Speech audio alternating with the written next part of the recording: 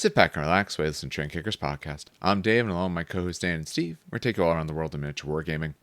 On tonight's episode, the plan is to go through the Inductii for Warhammer 30k, Horus Heresy.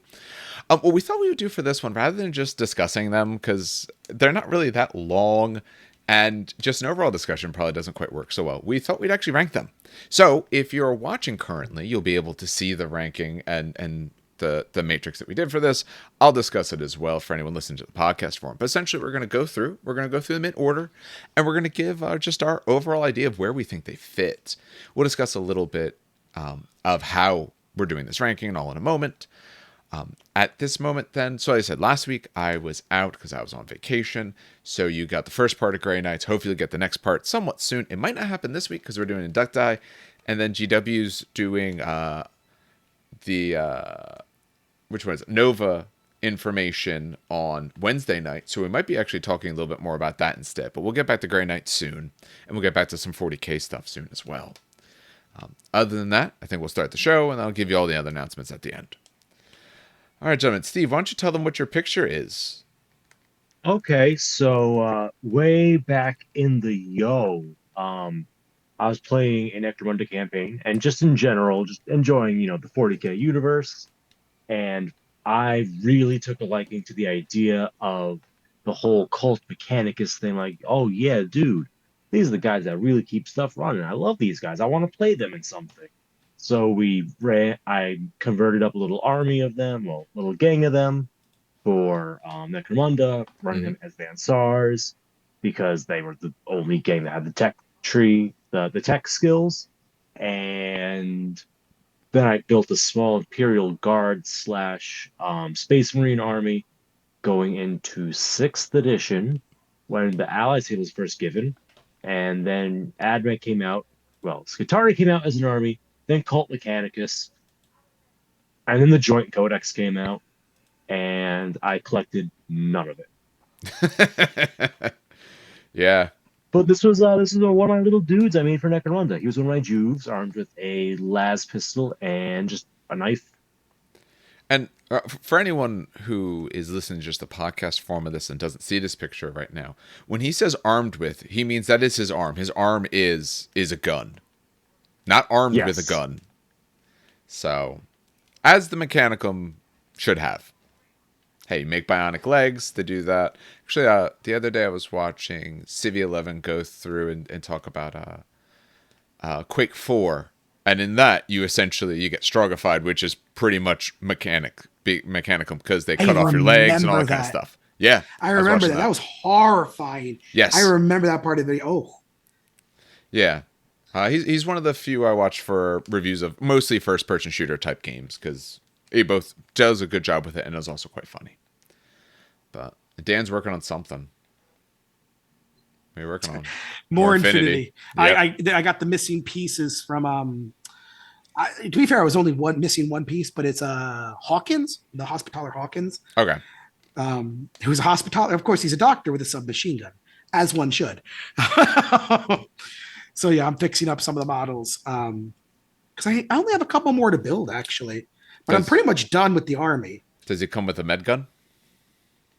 He is a doctor, but this is unless a med gun has a barrel drum of stim injections, this man has a submachine.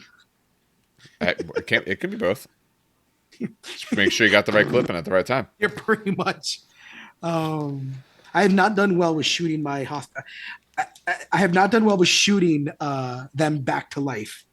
I keep failing the physical roll. They are physical 14, which is not bad, but it's not a great. Infinity for stats, it's a add or under system. Armor's Yes. above. A lot of other stuff is add or under. So 14, it's a 14 essentially or less on a D20, which is usually not bad. No, that's actually quite good. But when you roll, 15 and higher, it just kills them. And I'm like, oh, okay. Yes. That's the other thing. For anyone who doesn't know Infinity, if you fail your medicine, you are killed. You are dead. If you shoot them, if you're touching them, like doctor wise, you can use a command token to re-roll it. There is ways, but in general, the rule is if you don't make the check, you destroy whatever it is. The same thing happens if you're engineering something back. If you fail it, you've wrecked it. Yes. Which is why, but they were pinned down, so I couldn't get to him in time. So it's like, what's the worst? I'll just shoot him with a pistol, a med gun. It'll be that rolled a 20. Had a stroke and died. I was like, great job, doctor. All right. Oh man. All right. So that's a little what's going on. So we'll get into this, and we can at the end maybe we'll have some more general discussion. So the idea is we wanted to get back to some 30K stuff, especially since we have Steve back for this. We wanted to go through Inductii because that's something that has come out for a bit. We haven't really talked about, and I think it's something that we're seeing people working on now. So I think it actually is very fitting. Like I said, I didn't want to just do a glossing over what does each one do, because I think that would both be short and also kind of boring. So I think to make it a little bit more interesting, we thought we'd do a ranking. So the way we're ranking these guys, it's on a few different aspects. And as we go through, we can discuss why we think maybe it fits a little better than the other. But the choices are related to, are they actually good? Do you think they fit the fluff or the army well? Do they complement what the army does? Are they a good replacement? Those sort of thoughts. So it's a mixture of, do you actually want to take it? And does it, both for play purposes, for fluff purposes, for build purposes, all of that put together. Our ranking system, we have, of course, S rank. That is replace the unit. So you are taking these guys because they are good, whatever they swap out for, usually tactical or spoiler. Yeah, I'm actually wanting to throw these guys in. A rank is strong consideration. I would like to fit these guys in. Can I do it? Maybe, because we're also going to see they count as support, so they won't fill your compulsory slots. I really want to fit them in. Can I get it in there? Maybe points-wise, I'm struggling this time, but I'll make sure I get them next time. B is consider. Yeah, I would put these guys in. I would think about it. Maybe sometimes I do, maybe sometimes I don't. Kind of depends on if I can just fit them in. C is fluff only. You take them because they fit the army idea well. They're not very good, but you'll do it for that. And D, or F rank, I didn't do it as F, but D rank is not even for fluff. Like, no, it's a bad replacement. It doesn't gain the army anything. It doesn't necessarily even fit very well for the rule of cool or any of that sort of stuff. Painful display. Yeah. So that gives us a total of 5 different rankings. I also think things are boring if they're all sitting right in the middle. We have 18 legions to go through. So I think we should start at minimum with the rule that at least there has to be something 2 in each one. Minimum. Oh, don't worry. There will I think there might be more, but I want to make sure we get at least 2. And depending on how we go, we might make that rule to be a rule of 3. So we at least even really fill this out.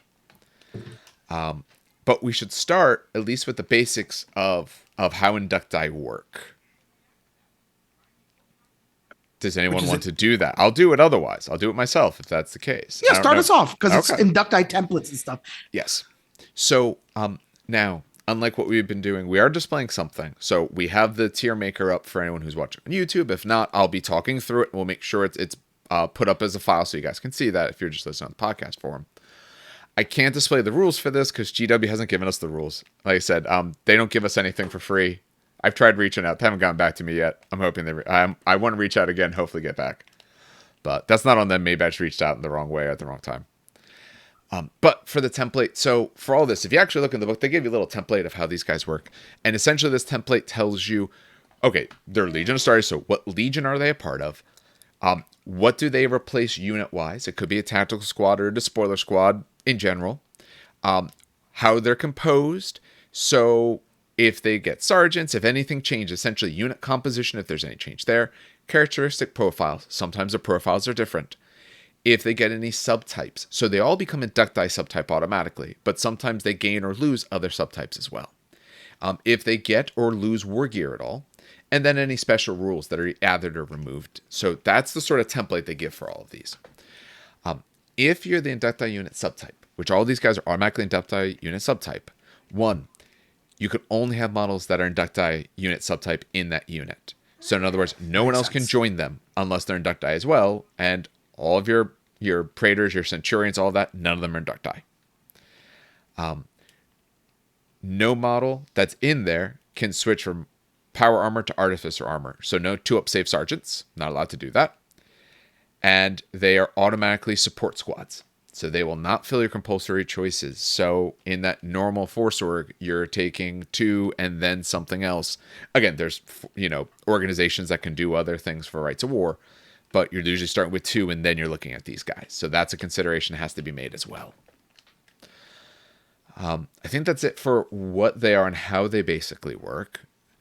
For this, we're just going to go through them in order to make sure we don't miss. We can always alter around where people are, but we figured we just go in order because they're just going to make our lives easier, especially for kind of like looking through the books and everything like that.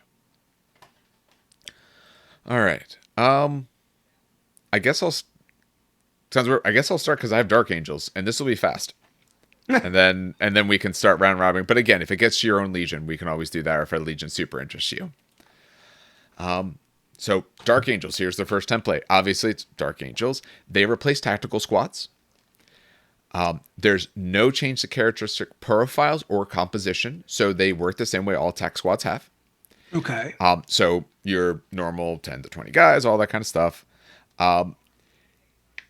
So all models in the unit modified by the Dark Angels Inductii template must replace the Hexagrammaton unit subtype for the Inductii unit subtype. So you lose your Hexagrammaton types. So these guys aren't choosing Stormwing or Ravenwing or any of that sort of stuff. They lose that. They're now just Inductii. War gear, they all get Volkite Chargers. Ugh. No additional cost, but that's what you switch out. You switch out a bolter for a Volkite Charger. 2 shots at 15 inches? Okay. At strength 5. Yeah, and strength 5. Yeah. Definitely great, of course, as well. And whatever, AP awful, like 6 or something. AP doesn't matter. Yeah. It's DACA. Yeah. And special rule, you lose Fury of the Legion. Now, losing Fury of the Legion, that makes sense. You don't have a bolter. Yeah. It's a Volkite. It's a non-support squad. No, they are support.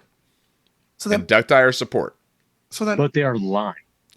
That's the big difference. Yes.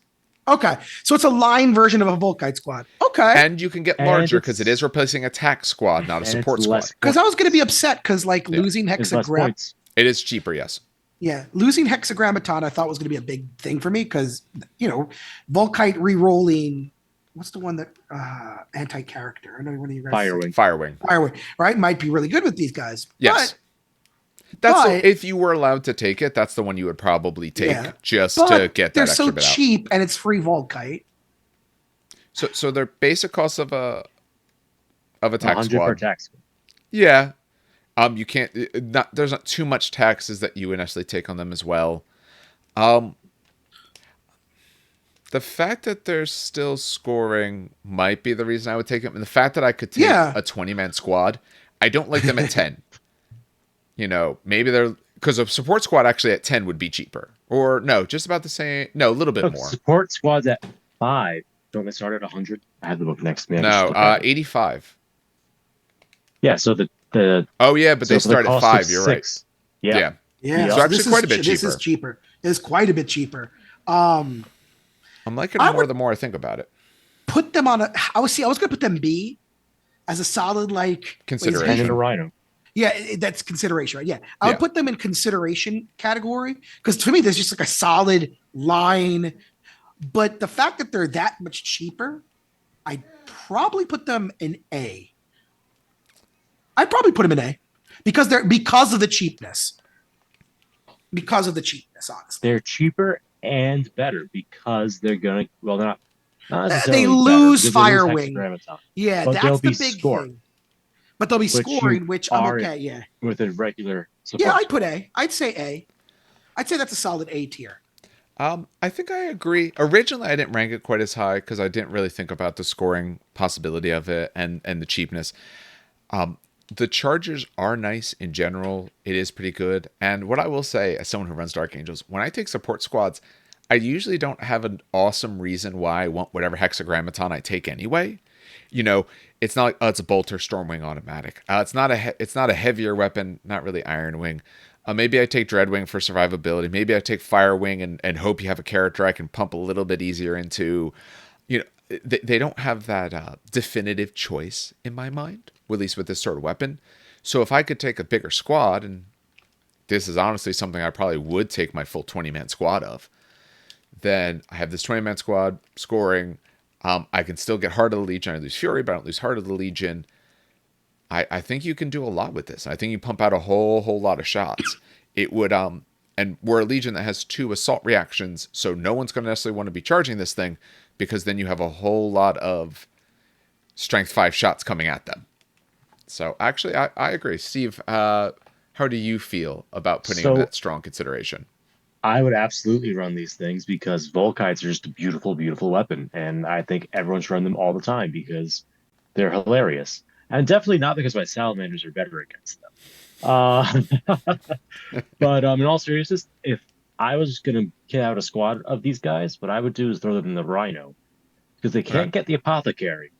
No. The Rhino is a form of protection, even if it's not, it's a bit of a death trap, but it gets them some mobility, protects them against small arms fire, gets them up the field where they could use their 15-inch range faster.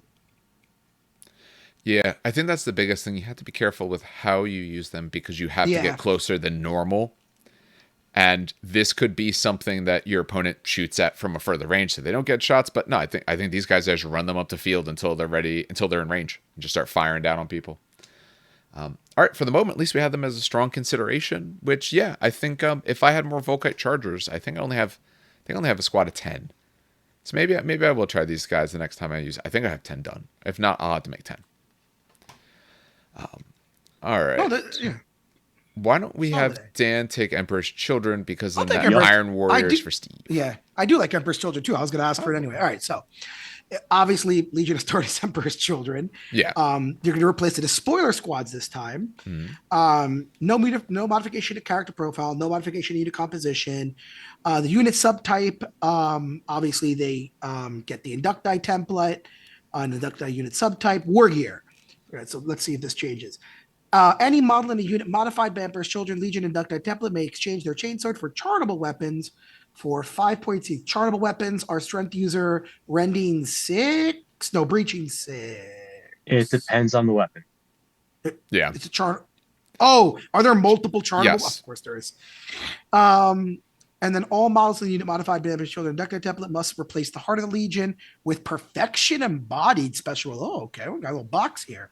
So now all models in a unit with the special rule are considered to have the leadership characteristic of 10, where resolving morale checks and shooting phase or pinning checks, but not psychic checks. I'll check that in a second. I'll ask a question about that. Okay. If a unit with the special rule is part of a combat that results in a draw, then that side that includes one or more models at the end of the fight subphase with the special rule is counted as having lost the combat by 1. Yep, you weren't good enough. Yeah, weren't good enough. If both sides include this model, then it remains a draw. Stupid question. When it says psychic checks, is it telepathy? No. No, that's a pinning check. No, it's the not telepathy thing is a pinning check. Is it a pinning check though? Yes. Because it's a pinning check, but you add it to the leadership. Test is a test to activate a psychic power. Yes. It's a future-proof thing in case they want to reuse the rule somewhere else. Yeah. So for example, I fully expect them by the time we get to the Solar War to have at the very least a right of war that will allow you to take Inductii as compulsory troops. So you could give the Inductii rule to any unit. Okay. Yeah. The same way that you have the White Scars one, where everyone could be in the Sakyarmazan, or is it the other one? The one where they're all like, kill me, I don't care. Yes. Like you could opt into the rule, or Company of Bitter Iron. Anyone could pick up the rules to move around.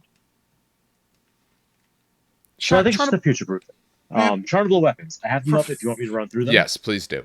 Yeah. Okay. So the biggest thing about chartable weapons is obviously the Duelist's Edge, which won't be relevant on squad members because they won't be in challenges. No. However, for the rest of it, we have the Saber, which is melee breaching 5 up. Duelist Edge 1, we don't care. Strength user. Basically, give a model rending 5 up. Neat. Chartable Tabar is strength +2. Melee, breaching 6 up, Duelist Edge 1. Strength 6 is cool. Wound on 2s against other Marines. But you're only breaching on a 6, so Yeah, I don't like as much. And then we have the glaive, which is strength +1, melee reaching out of 5, duelist's edge 2, two-handed. This is one that's great if you're in a challenge, and outside of a challenge, it's decent. I wouldn't say good. I think on most models, I would go with the saber Agreed. if I was going to do a Yeah. unit of it. Well, because you're replacing the spoilers, so they already have the pistol. Giving them this means you got a pistol Right. and a close combat weapon. Yep. You won't have the reroll anymore, but instead, 2/3 of your wounds are AP2. That's 1/3. nice. Of the wounds. Oh, sorry. Yeah, of the wounds. Yeah. Well, 1/3 of the wound rolls, 2/3 Yes. of the wounds you make. oh, yeah. Okay, that's fine. Yeah, because you're talking about against a normal Marine profile. Got it. Yeah. Okay. Because everyone knows Horus Heresy is just Space Marines. Come on now. Well, the thing is when it's not, well, I mean, certain of them it matters more if you're facing custodes or someone with good armor or anything like that. And a lot of the other things you were doing just fine either way. How many are you replacing? Let's assume, I don't know, let's say it's a 10-man squad. How many do you replace? Because that's the reason Honestly, you're taking this. So it's weird because you could already do 1 and 5 on the base to spoiler squad. Yeah. I would maybe do half a squad. That way you have some ablative wounds that aren't going to be 15-point bodies without sergeant in the front to eat bullets and no apothecary either. Like, this one's rough for me. Yeah. I think it's super, like, I think the rules they have are flavorful. I think they have some cool but they're just not.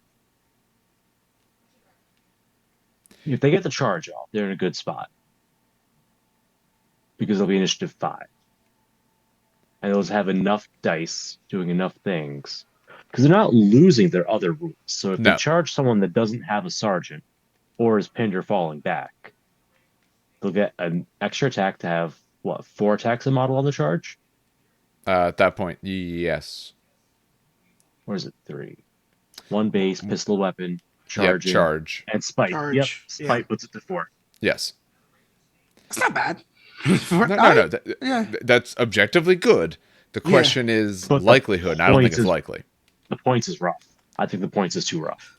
No, it's what, 5 points each? 50, Yeah. 50 points for 10? That's not bad. On top of the 100 that you paid. So the thing is, are they doing that much more for you? They are. And here's the thing. If you only take a couple, I don't know if you're getting enough out of them. Like, I feel like you almost have to take it on all of them just to get the use. Because if you only, let's say you take on the 10, let's say you took 5. Well, those are the last 5 I'm going to try to lose and everything like that. Like, I think you need to give yourself the option of really being able to hit someone pretty hard. The spoilers, are they capped at 10 or can they go to 20? The spoilers start at 10, go to 20. Same as Okay, yeah. that's what I thought. Okay, just wanted to be They'll have 100% part sure. of the Legion. They have Spite instead of Fury. Yep. But they do have a lot more options because you could give it in a normal unit. Any model can have a heavy chainsword for 2 points. Switch out the chainsword for another bolt pistol if you really wanted to for 1 point. No, if you're taking these guys, For you're every loading down Charlie. 5, one gets a power weapon or chargeable weapon. For every 5, one gets a hand flamer, Volkite Serpenta, or plasma pistol. And then the sergeant gets most melee weapons that are available with power armor, except for the Thunderhammer. And he gets belted bombs, which is nice. How much? How much are the power weapons in the 1 and 5? 5 points. 5 points. So if I'm doing that, I might do Charnable on most, and maybe even still,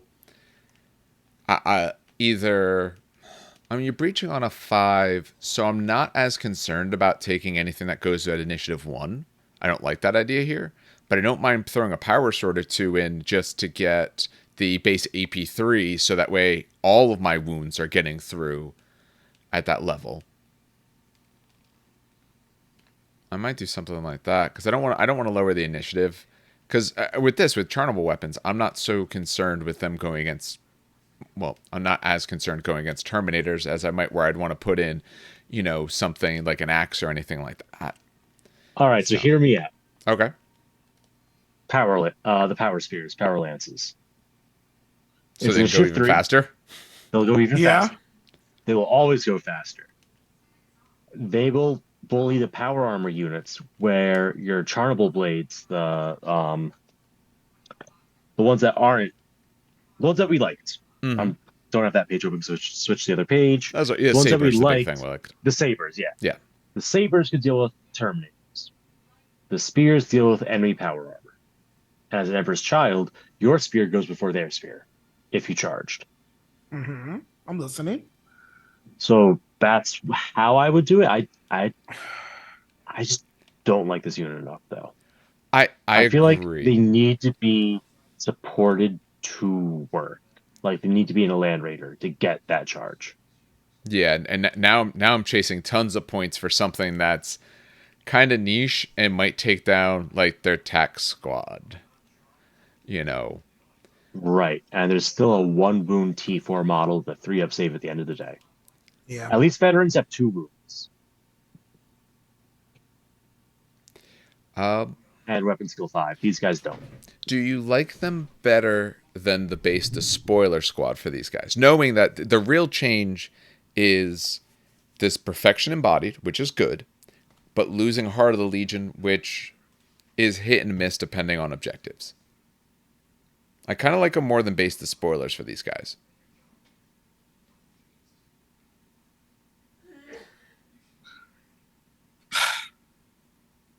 It honestly, okay, and I'm going to use the hard word of meta, but it depends on the local meta. If you need the extra breach, if you need the extra initiative, then yeah, you take these guys. If you don't, then you don't. I feel like I think you that's could what always use it though. Yeah. What are you running against that breaching I'm trying never to helps? think. I'm trying to like maybe mechanic. No. There's very unless you're going against like a Solar Yeah. Aux army, Militia. you probably want militia, Solar Aux, Militia. stuff like that. Okay. Yeah. Otherwise, you want it. I think it's all. I'll put him A. I would say A. Oh no, I'm not going to A. No. No, Or like they're not that good. high for me. It's They high could B, low stretch A. for B. I'd say high B. You know what it is? Dan is coming with the Custodes mindset of these guys going to score wounds against me on 5s Exactly. that put me on my 6-up info. Remember, That's what I'm there's thinking literally of. like 20 other armies to think about. No, I understand that, but that's what I'm saying. I'm putting them on maybe like a B tier. But even against those guys, they won't So get my that many thing because is- they'll need 5s to hit and then 5s to wound. And they're swinging simultaneous when they get the charge. Oh, sorry, not even 5s to wound necessarily. What your No. toughness is 5, right, or 6? 5. You're thinking Okay, 40K, so it'd be 5s. 6, yeah. Yeah, I was gonna say you're thinking 40K. No. It was still the same thing in that I was just making sure because breaching isn't rending. It's not an auto wound. It's just an AP2 wound. Correct. So you still need to actually be able to wound the thing.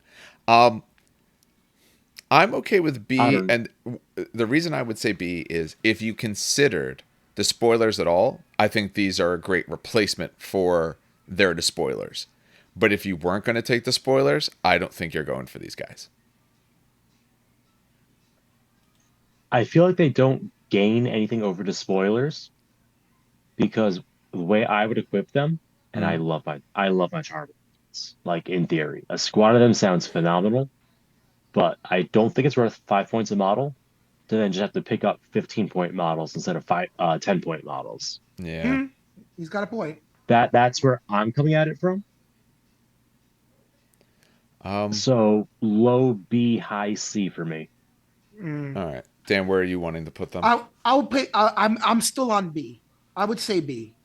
I was more on the high B-ish territory, but honestly, I could see his argument for low B as well. To be quite honest. All right, we're gonna put them to B then for the moment because that's a couple of B's and a C. That's how grades average out. But Yep. we might change them once we see a few more. All right, that puts us to Steve to talk about Iron Warriors. Absolutely. So the Iron Warriors Legion Inductii template, where you take a tactical squad, you change nothing about the characteristics, nothing about the composition. You gain the Inductii subtype, you get no war gear modifications. All that happens is you gain this really cool rule called Souls of Iron, which states, during the controlling player's shooting phase, a unit with the special rule must attempt a shooting attack if there's an enemy unit within range, and must target the closest enemy unit that is within its line of sight and is a valid target for a shooting attack. If 2 or more targets are equally close, then the controlling player chooses which will be the target of the shooting attack. In addition, this unit automatically passes any pinning tests it is required to take. I can think of one game where this would have been the most incredible thing to have had on the table. And I think Dan knows exactly the game that I'm talking about. Yeah.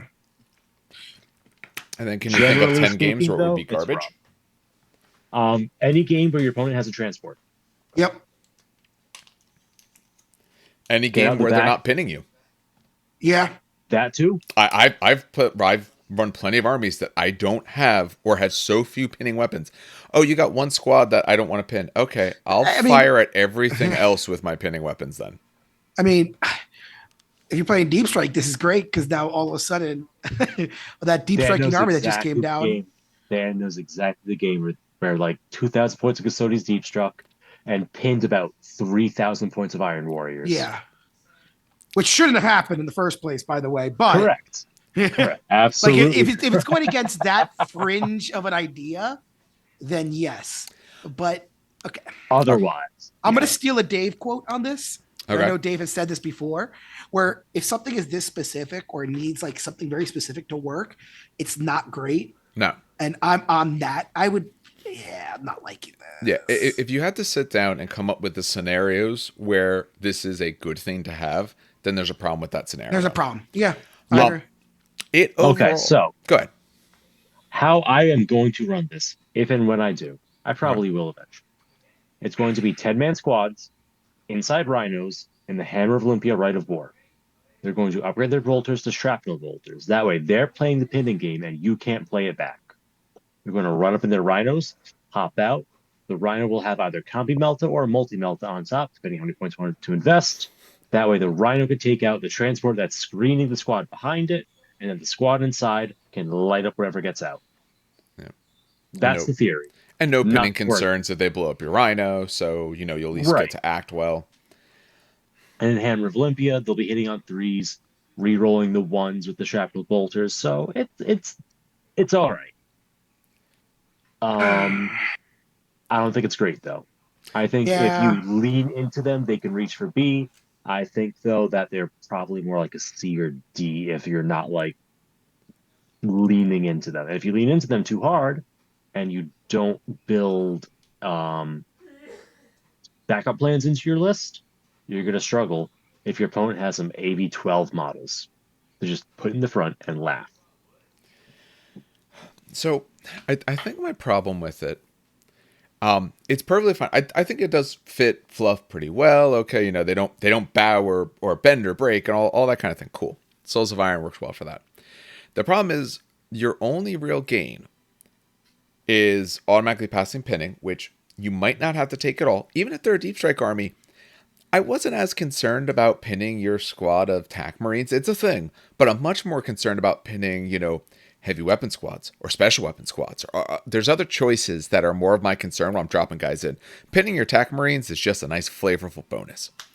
And I think the downside, which we haven't talked about, that they have to shoot enemies that are in range and must be closest and all, since firing back is so strong in this game. Maybe I just put a squad nearby. They'll be the closest ones. You're going to be forced to shoot at them. Maybe I get myself in a good position so I can, shoot them. You might not always want to be shooting. There might be times when you actually want to be either repositioning or like, if I shoot those guys, I'm going to lose most of my squad. I don't really have many shots this round just because of positions. There's plenty of times when I have a 10-man TAC squad. I'm closest to their 20-man. I never shoot that. You're going to lose that battle. I might be forced to. I think you might get cases where the downside hurts you more than the upside does. So, are we thinking? I will say, I think you could avoid the forced shooting by running them. But you have to know in the movement phase, you don't want to shoot them. Yes. I think there is ways to avoid it. It's the kind of thing of, it's not always going to come up. But I think the downside could catch you out in a few games. The downside's huge. Yes. There's going to be a few games where you're like, ooh, you kind of got, stuck. Like, because it's if you can shoot. If one of your guys is in range, then you're forced to do it. Maybe you couldn't get away. maybe you got too close and like one of my guys can reach this big squad over there of whatever it is, and their whole unit gets the fire back. It's a bunch of autocannons or wherever it may be. So, and it is in the range closest enemy unit, and also doesn't have to be a unit they can hurt. Yeah. That's what Now, I'm if saying. it said, now if it 12 said, is a problem. Yeah, Real quick, yeah. If it they can't said- hurt it, and then it don't matter. yeah, if it said it has to be a unit that it can hurt, would you like it more? Okay. Obviously, I would like it more. Would I change its ranking? No, that doesn't do enough for me at all. No, Yeah. makes sense. But yeah, you could do a lot of these things to make it like it more, but I wouldn't change it. So where are we wanting this, Steve? Where do you think this is your legion? Where are you putting your baby here? It's C to D without like extensively planning around it. All If right. you put everything into it to make it work, it's like maybe a B. It's honestly a low C. All right, Dan, what in are you terms of thinking? gameplay. In It's a terms of low fluff, C. It's a low C, maybe a D. Fluff is a high B, but gameplay wise, low C. Yeah, I'm on his side on this one. All right, we'll put him to C for now. That might change because we got to at least two things in the not even for fluff. These guys almost fit that. Not quite, but they almost fit that. I don't even want them for their fluff. Like, it kind of fits. But if you're going to super be playing down your army to take a choice, then that's not even a decent fluff reason for something. But all right. That takes us next to the White Scars. I'll take that one. Sure. If you don't mind. I know it puts us out of order, but I'll take That's it. okay. When there's three of us, I can't remember the order half the time. Anyway. Yeah. Go for it. It was my turn. Yeah, it was my turn. No, it wasn't. So White Scars. Obviously, White Scars units can replace the Despoiler squad. No modification to character profile. No modification to unit composition. Obviously, they switch White Scar Legion. They get the Legion Inductii template. All right. So the Legion Despoiler Sergeant in a unit modified by the White Scar Legion Inductii template cannot have their power weapon upgraded to a power glaive. Yes. Interesting. Okay. All models in a unit modified by the White Scar Inductii template, however, replace Heart of the Legion with Proof of Valor. This is a great rule. Oh, really? Yes. Oh, I haven't read it yet. Okay. When a model with the special rule suffers an unsaved wound during the fight subphase while locked in combat with at least one enemy unit whose majority weapon skill is 5 or more, it can make a special Proof of Valor to avoid suffering the wound. On a D6 each time an unsaved wound is suffered, or roll a D6 each time an unsaved wound is suffered. On a 5+, the unsaved wound is discounted. Treat it as being saved. On any other result, wound being taken as normal. So it's field. It's damage mitigation. Yes. They say that next. Okay, there's damage mitigation. Yes. If one or more wounds is discounted due to the special rule, and the unit that benefited from this special rule has not been entirely removed as casualties or forced to fall back, then at the end of the fight subphase, that unit is said to have proved their valor. At the end of the battle, if any units from this player's army prove their valor, that player scores 1 additional victory point. Oh, that's awesome. Yes. So good. Maybe not even rule. Okay, I'll think about it rules-wise, but just from a fluff standpoint, that's so damn cool. It fits White Scars perfectly. Yeah, that's so damn cool. Okay. So let me pause and ignore So the all fluff. three of us know. All three of us know. We all know where this goes. Go ahead. Talk about your fake army. Yeah, fake army. Is this useful? Okay, so it's basically a 5-up feel no pain on things that are weapon skill 5 or more. Okay. So not against militia, No, yeah, and not against only in militia. close combat. Yes. Only in close combat. Does this mean it? Hold on. Does this ignore Instant death. Instant Yes. death. instant death? Yes, it does. Absolutely. So Because there's interesting. Because Feel No Pain specifically So he says says you ignore for instant death. This does not. interesting. Because I was thinking a lot of things with weapon skill 5 or more are going to have power fists or something that's strength 8 to kill you out. So this is Yeah, and they have to survive. And as long as they survive, do they have to survive at the end of the battle, or just yes. They have to live out the game. No, it just says at the end of the battle, if any units from the player's army prove their valor. You prove your valor when they don't die at the end of that fight phase. Yeah, at the end of the battle, if any from No, fight no, no, phase no. you check. Read the beginning. Yes, you're right. Okay, so they just have to survive Yeah. that fight phase, and then you'll get it. That unit doesn't have to live till the end. That's even better. Yeah. I Yeah, I didn't was gonna say, notice that's that what- change of wording. Yeah, no, it's literally throw them at something with weapons go 5. If you survive, one dude survives, right? Hmm. You get it. Yes. That's okay. I like this a lot. This is pretty strong because a lot of the missions are very like low victory point heavy. This is in 40K with like a bunch of secondaries. You know, So- the weapon skill 5 unit that is And there's gonna be a weapon skill 5 unit. that Unless you're most playing people militia. run and cause Yeah. problems for a lot of lists. Toss them into a unit of fire Yeah, drakes. dreadnoughts. Oh, even dread. Oh my god, Yeah, dreadnoughts. you get this versus dreadnoughts. Oh my god. Just toss them in a dreadnought. They will live. Oh As long wow. as they This don't is, get swept up, yeah. is there a way to give them stubborn? Is there a way to give them stubborn? No, you can't No, add but you anything could to these make them. units. But you could make them give up 0 victory points on dying. Yeah, if Yeah. you take this, if you pair this with, oh my lord. Yep. This is, I love, okay.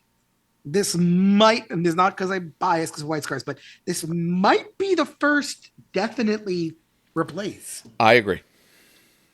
Had it not been for me catching that wording on they have to survive until the end of the battle, they don't have to. No. They just need to survive. Honestly, either way, I would still almost put them as a replace because when I look at what they gain versus sort of what they lose, all right, they lose Heart of the Legion.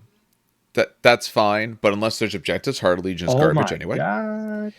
So if they're inside Garmazon, they also have Feel No Pain. Like regular Feel No Pain. So Feel No Pain on the way in to combat. Yes. Feel No Pain against lesser foes that don't cause instant death. And this alternate Feel No Pain against the instant death hits from skilled opponents. And then they give up 0 victory points at the end. That gives the Mazak gives all of their All infantry units gain Feel No Pain and Karash. Yes, you're right. I think so. If you're taking it that way, absolutely perfect replacement. Even if you're not, I think these guys are a great replacement because you're taking it to spoiler squad. In general, you're making them better than the base squad without adding more points because you can't put an apothecary in here. But if you weren't going to put one in the other squad, you know, I think losing Heart of the Legion but gaining this rule is great. Like I said, there's plenty of things that that have this 5-up weapon skill piece. You know, yeah, and you're not always gonna have your 5-up, but your despoilers didn't have a 5-up at all before. Now you go against something that's actually better than you, and you have an extra mitigation, and you make any of it, and you survive, you get victory points. And this is an army that has units that deny victory points and give nothing. And like I said, one of the rights of war, you give nothing at all. So, I think this still is have Heart of the Legion, right? No, they replaced Heart of the Legion. Oh, they replaced Heart of the Legion. Yeah, that's what they replaced. But I Still a prefer great this. Yeah, if we're running GW style missions, even the ones that we've run at events, a lot of the events there's not tons of objectives all over the place. There's some, but my despoiler's job is to go to you, not necessarily to stay back on an objective. So I'm not getting necessarily as much Heart of the Legion out of them anyway. I think these guys should be our first S tier, our replace. Yep. If you Oh, took absolutely. despoilers, take these. I'm 100% agreeing. Yeah. If you weren't going to take the spoilers, that's, a thought to have. But if you wanted the spoilers, take these guys. They're so much better. All right. Yeah. Steve, do you want to take Space Wolves so you don't have to talk Imperial Fists? Yes, please. Go ahead. So, Space Wolves, Legion, and Inductii. These ones are the first one to change the unit composition. Yes. So Very what these Space guys Wolfy to do. Oh, yes. What they do is they replace the sergeant with an extra, just regular old dude. They get Inductii subtype. They all models may replace bolt pistols in the unit with combat shields for no extra points. Already love this. Already loving this. And then you may replace your chain sword with the chain axe for 1 point per model. That's almost the whole thing. Already loving it. And then we get the special rule as well. We replace Heart of the Legion with Headstrong. For Headstrong, it's whenever you declare a charge for you to compose entire battles with this special rule, the controlling player can declare it will be a headstrong charge. If they do, we're going to determine the charge distance, add 2 to the result, and that charge is disordered. And just notes that you cannot charge more than 12 inches as normal.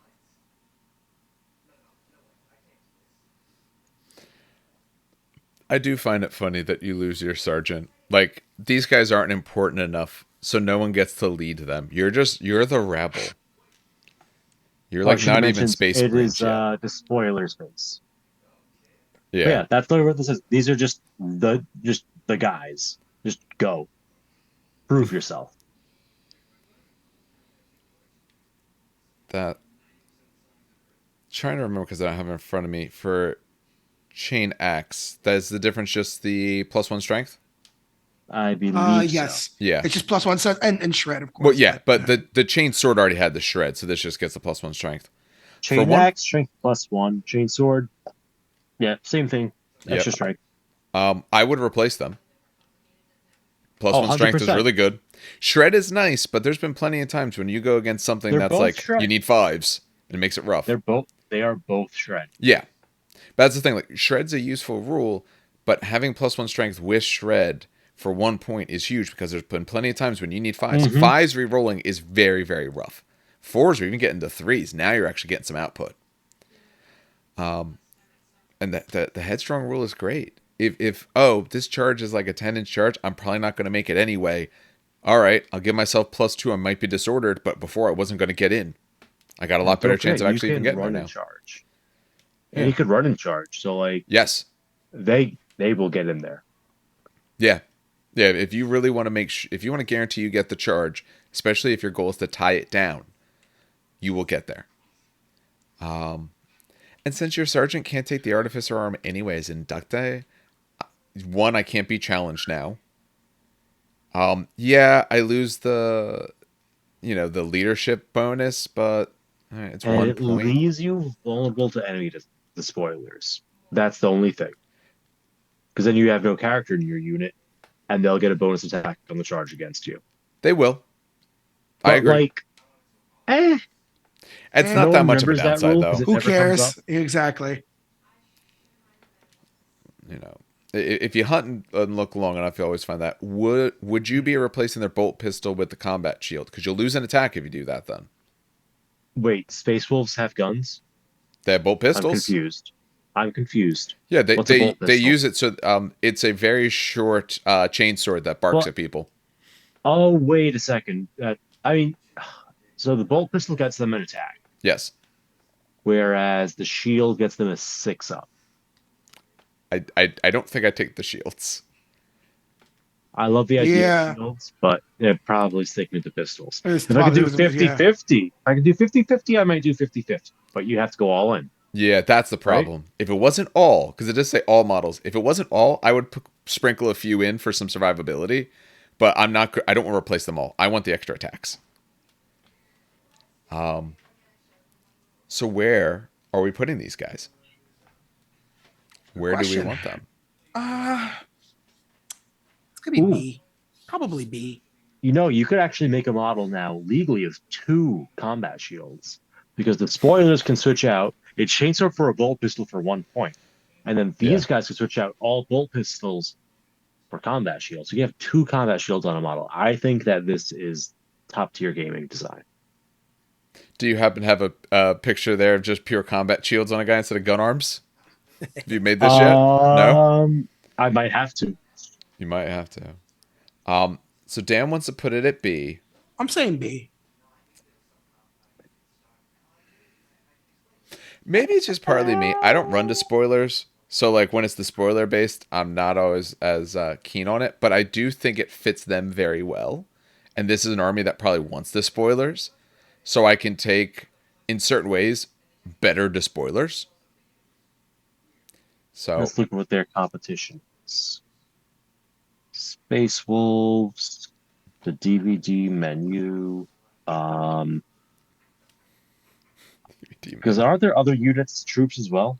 That's a good Gray thing to Slayers are ask. troops, and so are Gray Stalkers. They already have two special troops choices. That's very true. Are they lined for their special troops choices? I'm trying to get to it now. Yes, both. Okay. That might be why they Mm. stay at B for me. They have counterattack on the other units. They have Penrissian axes on the other units, which were, if I remember correctly, the sweeping blows one, Yes. which is insane. We have an entire squad of it. Or they have chain swords, which is roughly on par. It's more points for the Gray Stalkers. Both of them are more. About 45 more. Yeah. Oh, the Fenris and See, axes. they are skirmish, so they'll have the bigger coherency, therefore they get more ranks into melee.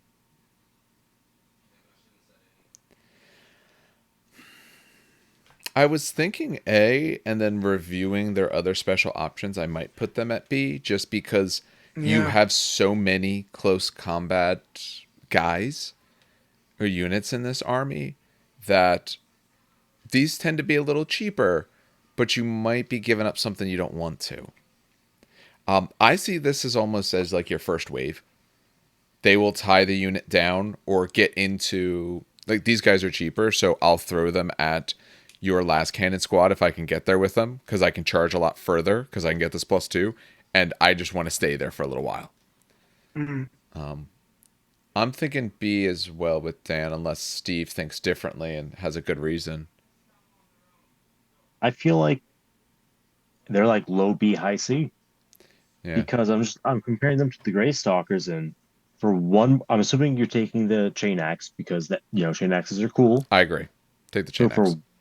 for a 1 point difference, you are gaining. When you spend the extra point, you gain the counterattack, which is nice. You keep Heart of the Legion, which is it's nice when it goes off,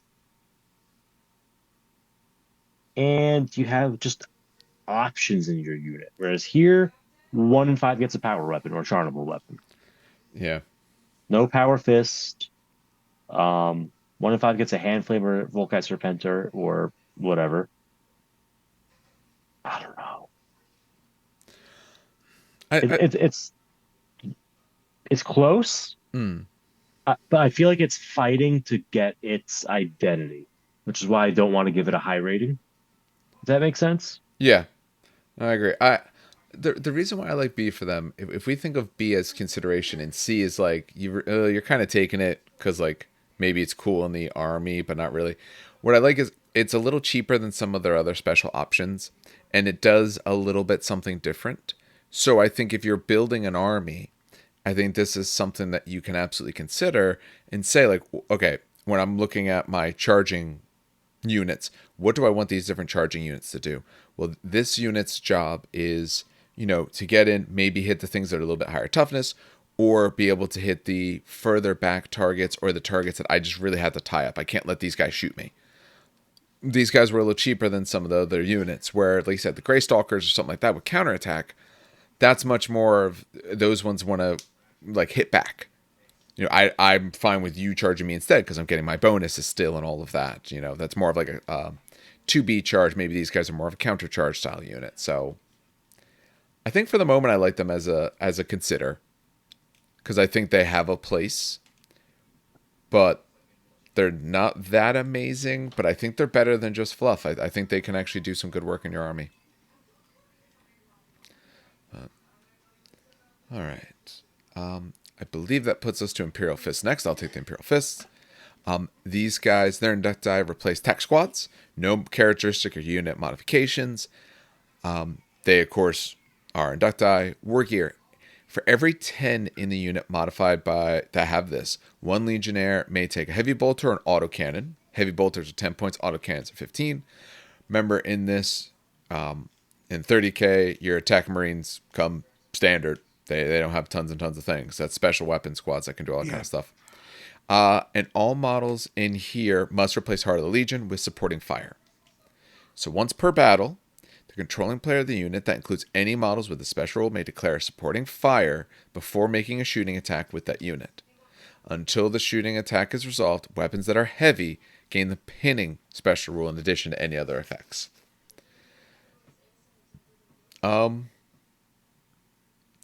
If you prefer the 40k style, where you used to be able to take a special weapon or a heavy style weapon or something like that in your tactical squads, then this is very good. Especially with 15 points on the auto cannon. I mean, with their bonus, hitting on 2s is actually really, really good. Hitting on 2s is good. Yes. But they already make heavy support squad scoring with their console. True. Though, why would I take 1 autocannon and 10 bodies so I could have 5 autocannons? I don't see it necessarily as a replacement. I see it as I've taken some troops choices. I have some support squads open, and now I can take my troop unit. I'll put it this way. You know, if I have a tac squad and for 10 or 15 points I can add a special weapon in there, that's something I might legitimately do. That's something we did in 40k all the time. Yeah. So I do think that could fit very well there. The pinning, that's nice. That's definitely a nice to have. I don't think it's amazing, but I don't think they really give anything up to be able to allow themselves to throw a special weapon in. Or in this case, I should say really a heavy weapon in the context of the game. I feel like if it was 1 in 5, I'd like it more. Like yes. Oh, if it was 1 in 5, it'd be great. Because 1 in 10 means if you're realistically wanting to take a 20-man squad to get anything out of this. Otherwise, I guess one option, 1 single extra autocannon. Might not be a bad option on if you were keeping a troops unit in the back. If you know, say you tend to play a good amount of objectives. I know one of my line units is staying in the back. A line unit in the back hiding out with one guy firing off an autocannon for 15 points is something for that extra little bit. I don't know where I want to put them though. I do find it ironic they lose Heart of the Legion to gain supporting fire, and then the first sentence of supporting fire's fluff blurb is talk about their creed of resilience. Yeah. Yeah, you're more resilient by losing feel no pain on objectives. Yup. Okay. Just one more example of Dorn being a hypocrite. Lol. I might put them as fluff only just because I think it's useful, but this is an army that, like you said, yeah, if you want autocannons, you have a bunch. Taking the 1 extra is nice, but the fact that these guys are support squads automatically, if you could take this as your main line so they fit your compulsories, then instead I love it. Because I'm taking 2 tac squads anyway, because I probably wasn't maybe taking spoilers or anything else. Then I love it. But the fact that this is like the extra tacked on, I'm not sure if I'm taking so many to tack that extra on. That might just be a little too much. That's my thought, at least. Dan? I'm split on this. Honestly, fluff only is B, right? I mean, fluff only is C. C? Yeah, B is consider. A is like a strong consideration, like you really want to take this stuff. I'm going to put only on fluff. It's like, listen, I love my Imperial Fist. Don't get me wrong. It's just, I don't. What they do, I can already do kind of nonsense. It's just, I don't know. It's not wowing me. It sounds mean, don't get me wrong, but I don't know. Well, maybe you're just mean. No. So what do you lose by not doing this, right? Look at a normal tactical squad, you'll have 1 less heavy weapon, but Artificer Armor Sergeant is available. I think the other big thing you lose is, again, special rights of war and all that kind of aside for a second. The other thing you lose is you no longer the compulsory choice. So I'm taking guys and then taking these as extras. for my Oh, extras in please. that Compulsory army. choices for Imperial Fists. It's always failing sworders. You know better. Okay, well, Yeah. I'm making an assumption that you're not always that kind of person. Uh Well, I mean, that's fine. But even then, maybe you just don't have it. Maybe you're more starting out. I'm putting them as fluff because I think it fits the theme of the army very well. I think they do some good for you, but I just don't think you quite get enough out of it. That's fair. Yeah. Because if it was 1 in 5, like I'd be like, all right, this is a solid B. Oh, If the absolutely. if it 1 in 10 makes it like you don't get enough. No. No, one in 5 means I legitimately want to be taking it because now I have a little fire base that can sit in the back, pling With people down, ablative and I got wounds. ablative wounds. But I mean, yeah, that's okay. So we have them. We have them more for fluff, and that doesn't necessarily mean that they're terrible. It's just they're more of the fluff style yeah, choice it's more rather than like a gameplay choice. but Fluffhouse, I can see it perfectly. You got a squad hiding out in a little ruined building on Terra. They got the one guy with a heavy weapon sitting in the window of the building, waiting for a convoy to walk by. Pop, pop, pop. Mm-hmm. Like it fits perfectly fluff wise. It's just Yeah, it's not thrilling rules wise. right. You're not excited to add a single auto cannon. No, Like and a missile launcher, a single missile launcher. I'd be like, hell yeah, Now you could sprinkle in anti-air in the troop slot if it has flak missiles, yep, right? Like that's exciting. Or like if you take a single autocannon, like autocannons are exciting. A single heavy bolter and a single autocannon are not exciting because they are weight of dice type weapons. yeah.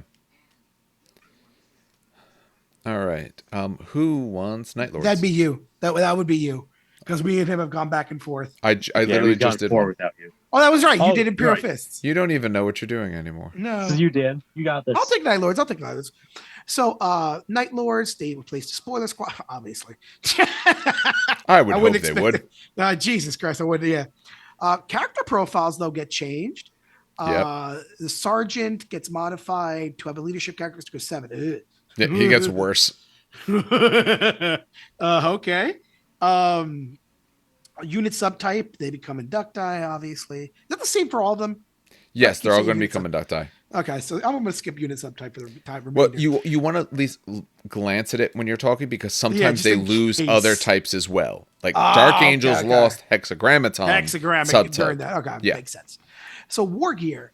All models in the unit modified by the Night Lord Inductii template must replace their chain swords with killer blades at no additional cost.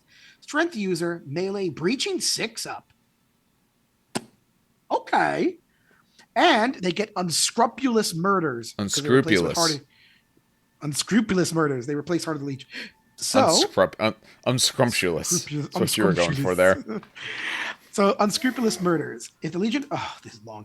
If the Legion Explorer Sergeant of a unit with the special role is involved in a challenge, at the start of the initiative step 10, you can select the 2 other models from the same unit and roll a d6 for each model. On a 2+, that model can resolve. That model can resolve its attacks during this step. These attacks can only be allocated to the enemy model involved in the challenge. On a 1, that model serves resolve its attacks during this step against its own unit. Nice. So these attacks can only be allocated to Legion Spoiler Sergeant model from their own unit. Any wounds inflicted do not count towards the assault results. If either model of all the challenges is destroyed by these attacks, the challenge is no longer considered to be ongoing. The remaining models can fight normally when their initial step is reached. That is okay. So again, instantly in the fluffy category. So it's C or better. But now let's go from there. Killer blades are great. Strength 4, breaching 6 up is amazing. Because I believe the spoiler squads toss out 3 attacks on a charge each. Is that how many? Is it 3 or 4? Base? Yeah, because they're 1, 2 weapons, for the charge, and then charge. 3 for the charge. Okay, yeah. So yeah. Yep. So the 3 attacks. It could be more as well because if the enemy's pinned and stuff like that, but generally 3. Generally 3. You might, if you outnumber them, which you're hoping, you're going to be wounding them on 3s because you'll get +1 a wound. And on top of that, your sergeant, issues a challenge. two models have a very good chance of just tossing 6 or more attacks into the guy who accepted the challenge and shanking him before the sergeant even gets to swing. Yeah. That's really good. Now, what are the possibilities of that happening? Let's see, 6 attacks. You have 3 get through. You're hopefully, I'm going to say you're outnumbering because you're not going to do this because you're going to probably take 20 of these assholes. You're probably going to outnumber. You're going to be wounded on 3s with one of those hoping to be a 6. And hopefully that guy is 1 wound.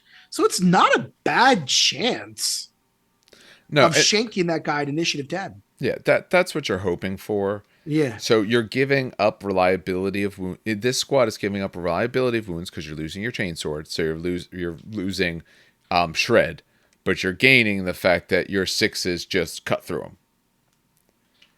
them. You can still do the power weapon options because you choose the order you go through the weapon options in this edition. They did say that. Okay. So you could switch out your chainsword for a power axe, for example, and then apply the step where you change out your chainswords for the killer's blades. Was that like in an FAQ where they said this? Mm-hmm. Okay, good. Okay. If you're able to do that, then I like these guys a lot more. Warrior options in any sequence. Got it. Okay. With that being said, then I like these guys a whole lot more. Yes, if that's the case, I didn't see that FAQ. That's why. But I'll take your word for it. If that's the case, then yeah, I like these guys a lot more. Because now for those 2 models that you select, they could have something a little bit better. Something that's a little bit more reliable than the killer's blades. Yeah. I really think this is a great option for them. I don't think they're losing Heart of the Legion. I don't care. The weapon upgrade is... the weapon upgrade is pretty decent. I think there's still cases where chainswords are better, but I think it's pretty decent. Being able to swap out a few weapons still is really good. And the Unscrupulous Murderers, again, you're just targeting the right things, but if you target the right stuff, you might actually be able to take it out early. And then your Sergeant, who can be replaced with some other weapons, will still get to swing into the squad. So you don't even care about being challenged. Unless you roll that 1 and that's funny, then they stab him instead. Which is, hey, listen, I wouldn't even be mad because that's just hilarious. Yes. So where do we want this, though? It's either A or S. Fun factor is S. Yes. Gameplay Fun factor is S. factor Gameplay is like- A. I'd say A. It's like low A gameplay factor. See, I'm going to say mid A, only because it could really swing that combat if you shank the sergeant. All right. So we're thinking A for the moment.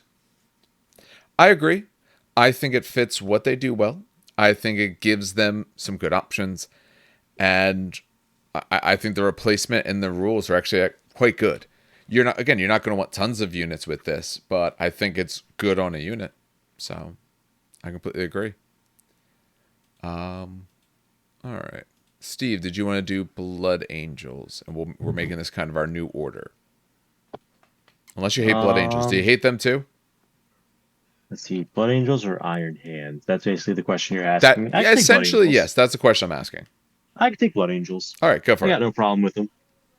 So, what we do for Blood Angels, take the spoiler squads, and they become Inductii, and they replace Spite Legion with the Revenant Legion special rule. Revenant Legion, that's their Great Crusade moniker before they got Sanguinius leading them. Mm-hmm. All right, the Revenant Legion. A unit that includes one or more models with a special rule may not make sweeping advances.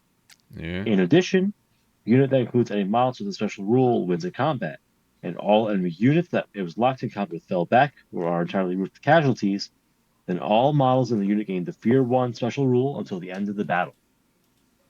The idea being they are too busy hacking apart the corpses and eating them to throw out sweeping down the rest. And this is all kind of fucking terrifying. Like in real life, yes. I mean, the terrifying part is how much this sucks. Yes. It is. This is so bad. It is Why garbage. why is it so bad? It's all one document. It's like someone, oh You my give up God. Fury, which is actually a pretty good No, thing for no, you have despoilers. spite. Oh, sorry, Spite. My apologies. I forgot which word, but Spite never goes off. it doesn't. It's happened twice for me. But I don't think what you gain is a good replacement, like at all. This squad, part of their goal is so you can cut down units, and you just have to let them go. How many times have you had Cataphracti, and you're like, oh, well, you okay? Yeah, you get away. See ya. Oh, you're doing terrible things to me now because it's your turn. Like, being able to cut That's someone down is huge. that's why you pair up your units when they can't sweep. You have one cataphractii, one non-cataphractii go in.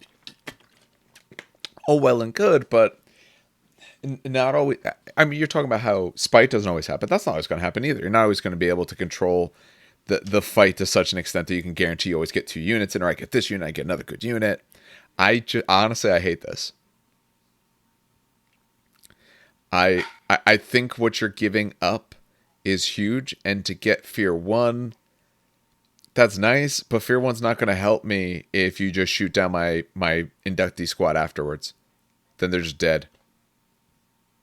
You can't fear the dead.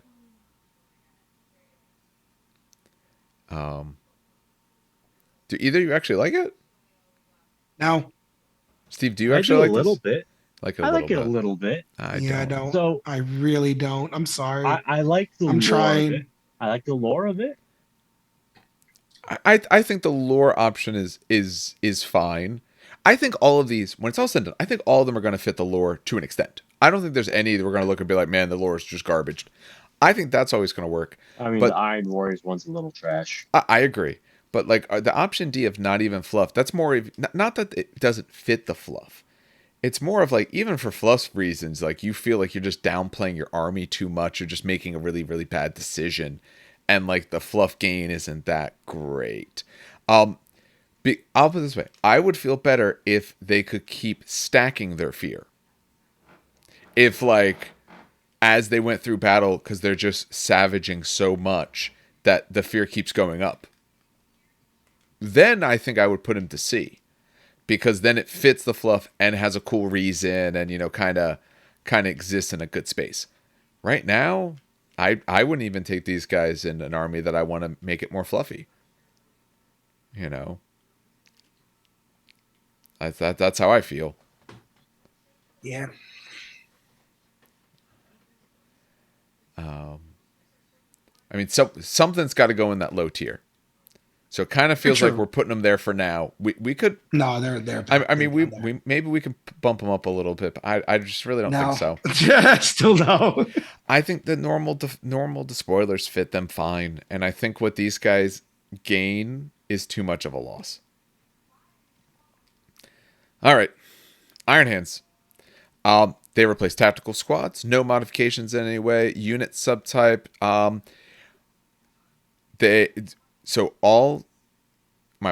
All models in the unit modified by the Iron Hands Legion Inductii gain heavy and Inductii. So when you get these guys, they're also heavy. For the good and the bad that does, but it's very fitting. The sergeants can take a Phosphex bomb for 10 points. That's amazing. I like that. And they replace the Fury of the Legion special rule with Forbidden Augmentations. These guys do have bolters base, so losing Fury of the Legion kind of hurts. But at the start of controlling player's turn as the active player, before the beginning of the movement phase, roll 1 die for each unit that has 1 or more models with this special rule. On a 5-up, all models in that unit with the special rule gain +1 to weapon skill and ballistic skill until the end of the player's turn. However, if you roll a 1 or 2, you take D3 wounds at AP dash. You allocate them yourselves, so you take D3 savable wounds. I was fully on board because gaining heavy gives you some nice helpful protections. Gaining a Phosphex bomb is a pretty good deterrent if someone gets close. Losing Fury of the Legion though kind of hurts, but getting the extra ballistic skill on a 5-up. I mean, the D3 wounds, okay, I'll save them. Let's just say save them. I mean, maybe you lose a guy here and there, but you're going to lose a guy here and there anyway.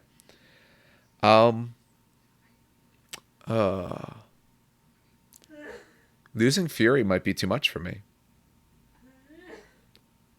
I thought it was pretty good, but losing Fury actually really, really hurts. Yeah, that's yikes. I mean, when you're not Death Guard, Fury doesn't go off nearly as much as people think because it's not if you didn't move that phase, it's if you didn't move the previous phase and all of that. But I don't know if getting the plus ballistic skill is worth it because I guess if your unit's going to be moving around more, they weren't getting Fury anyway. If you were going to be pushing your tactical squads forward, sort of like just ranks of them moving up, then this is probably better because you weren't going to get Fury. But if you're going to get it, this is objectively worse. But maybe the heavy makes you more willing to kind of walk out there because you get rerolls versus templates and some things like that. And the Phosphex Bomb is a nice addition. I don't know. Does anyone have any idea where we'll put them?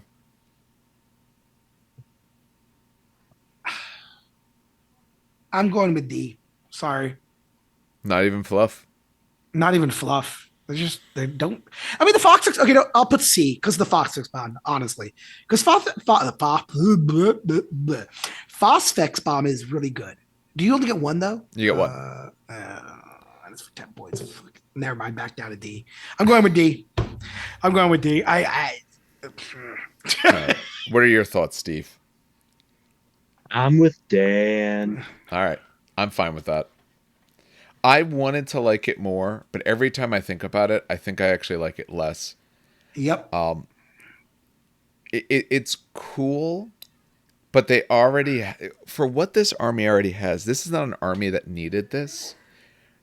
This is an army that already had a good amount of survivability, have all those pieces, so you're switching out, getting your extra ballistic skill potentially isn't necessarily gaining it that much. The Phosphex Bomb is neat.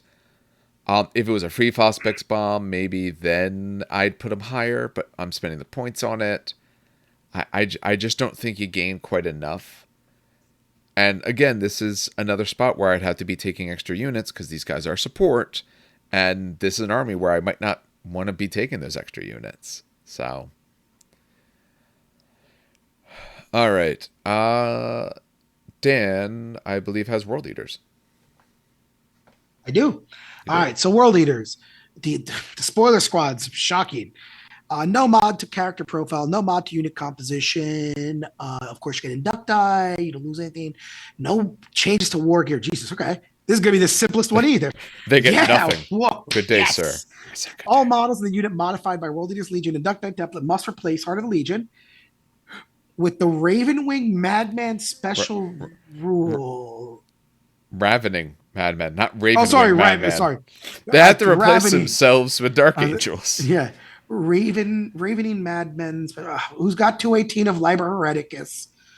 It's going to be in their rules. The loyalist one in front of me. Give me a second.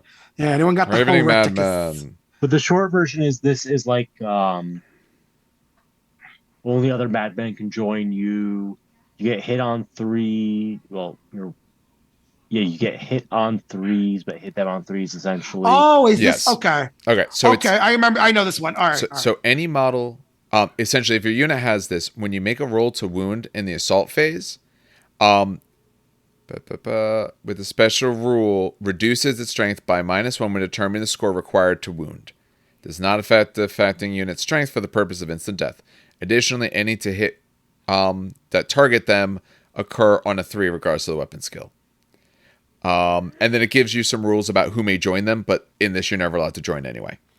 So essentially, you're one easier to wound. It's one any model making a to wound roll in the assault phase against a unit composed entirely. So they're -1 to wound you, but they'll hit you easier. So easier to be hit, but harder to wound. Actually, that's not a bad rule. You know what? No, like it. I like it. Because you're only losing part of the Legion. Yeah. Who gives a shit? This is a unit that wants to be in close combat. So you're easier to hit, but harder to wound. That's still pretty good. I mean, in a lot of cases, and it is, you count essentially weapon skill 3. So in most cases, things are going to be hitting you on 3s. It's, the units that you were worried about were probably going to be hitting you on 3s anyway, because they were better weapon skill. Now at least they're wounding you less. Where do you want to put it?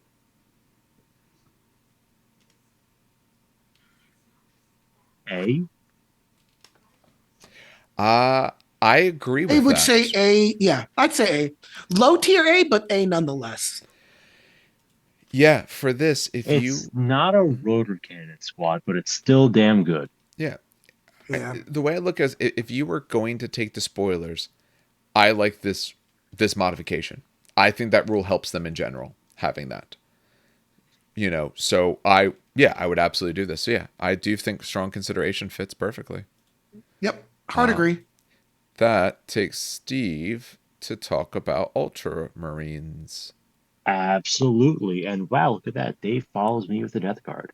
I know, So right? Ultramarines Legion Inductii template. So you're taking a Legion tactical squad, and then you're just going to get into a tactical squad essentially. There's So one big become difference. I know. All right. So you don't get extra Legionnaires. That's You have 10 really models. big. You're 10 man at You all have times. 10 models in your unit. Hmm. You're the Inductii subtype, and for every 5 models, one can exchange their bolter for a flamer, plasma, or melted gun. So 2 models get a flamer, plasma, or melta in your squad. And you do. You replace Fury of the Legion with Inexorable, which is the fake stubborn. Yes. If everyone's inexorable, then you essentially have stubborn, and everyone will have it because you can't join it with other Yup. stuff. Yeah. So your squad will have stubborn at home, and they'll have 2 special weapons, which is phenomenal. Throw them in a rhino, roll up, hop out, gat. Do you miss actual 6th edition 40k? Because I got your 6th edition 40k right Yes, here. this is 1 the in sixth 5 edition. can take Yeah. a special weapon. Could you do double special weapons in 6th edition? I only had a 5th ed Marine code. I don't know remember in if it's 1 in 4th 5 or ed- 1 in 10, but something like that. I know in 4th ed everyone was doing double special weapons. I think you could. I believe you could, but it's been so long since I've looked at any of that. I mean, this is it's showing where the game was going at the time. 10th edition was very, very different now. But Yeah. where do you like it, Steve? We'll start there. Where are you putting this bad boy? So this brings in the flexibility Mhm. that heresy units generally don't have. I'm trying to picture this like all set up. So you put them in the rhino, right? And the Yep. rhino drives up. They hop out of the rhino. Rhino takes its storm bolter, fires some marker lights out of it, and then the squad gets +1 to hit. Yes. Now I got 2 melta-gun shots hitting on 2s, maybe a 3rd melta-gun shot from the Sergeant's Combi Melta. You wreck the enemy tank. Your opponent gets sad. I'm going to say this is like a solid unit overall because of the way the rest of the Ultramarines list will buff it. Mm-hmm. And I'm going to say it's almost S. Like on a good day, I think it could hit S tier. One thing. Oh, not on the right page for that. There's one thing I have to check. I might. Dan, what do you think? Because I might give it S when I check one thing. I want to see one. I want to see what you find. I want to look at their advanced reaction. I don't remember the exact wording, so that's why I'm looking at that. It's B until I'm thinking B, honestly. Really? It's I think it's better than B for sure. It's high B only because it doesn't really add much to me. So 1 in every 5 gets something. It's cool. 2 It's melta 6th guns is edition. pretty big. Very true, but Or the plasmas. but The flavor is useless. Don't take it. it kind of I don't think it plays well with their Legion rule because It plays maybe. amazing. It Maybe. works perfect Especially- with their Legion rule. Your them in melta a guns will hit rhino. on 2s. Oh, that's right, not 3s. Yes. When you can hit on 2s, I'm getting melta gun hits on. Yeah, there's always a chance to fail it, but statistically, I should get both. It'll be either low A or high B for me. That's going to be my final answer on that one. It's such on the borderline. So the reason why I might even put it up towards the top is for their advanced reaction. this is another unit. Okay, here's this other squad. They can get their melta gun shots into it as well. Losing Fury again kind of hurts, but when I can replace that with melta guns, you're probably more worried about shooting at me than you were if I got double shots, because now I reliably will take something down. And Inexorable, since I'm only 10, getting Fake Stubborn is actually pretty good. I mean, put it this way, if you're looking at tactical squads, I think having some melta guns in there is a very good trade-off to only having 10. Because a 10-man tactical squad I will charge. 10-man where you have 2 melta guns means that could be 2 Terminators that go down before I get in. And your Fake Stubborn could mean that if I don't kill you out, you stick. And if you happen to stick around, now there's a chance you put something into me. Yeah. I mean, honestly, I'm thinking minimum A. I kind of do like this one for the top, just because I think it fits perfectly with what the army does. I think it gives you the flexibility, which is what you want. And capping you at 10 makes you a perfect target to go sit in a rhino and just go rush up. I don't know. What do you think, Steve? I know we have to convince Dan either way, because no matter It's where still we high. go, Listen, it's A and B for me. Rhino So, that makes it's the Rhino that makes it, just because the Yep. way of the generic Legion rules for Ultramarines. Mm-hmm. That +1 to hit is such a big deal. Yes. Where do you want it, Steve? it'll fall. Like I said to me. before, upper A, on a good day could hit S, but upper A. All right. That puts it to an A for now. We still got to put someone into S. Yeah. And if we're low at the end, I think they're the ones I push up.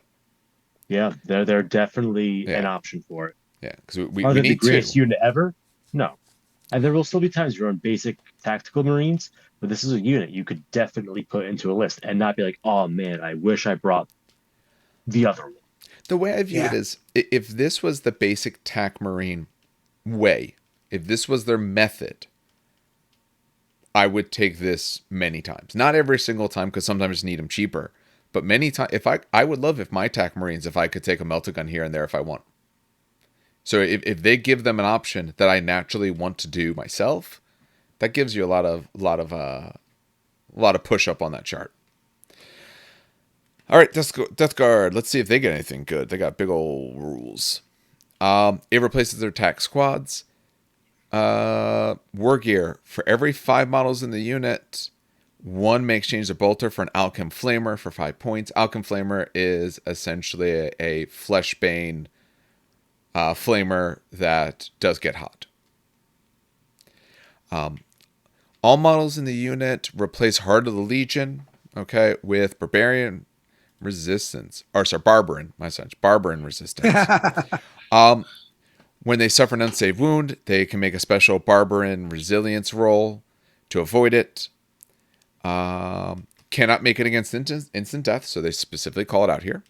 So that does mean the other one, where we said you would get against instant death, it wasn't that they missed it, because they specifically did say it here.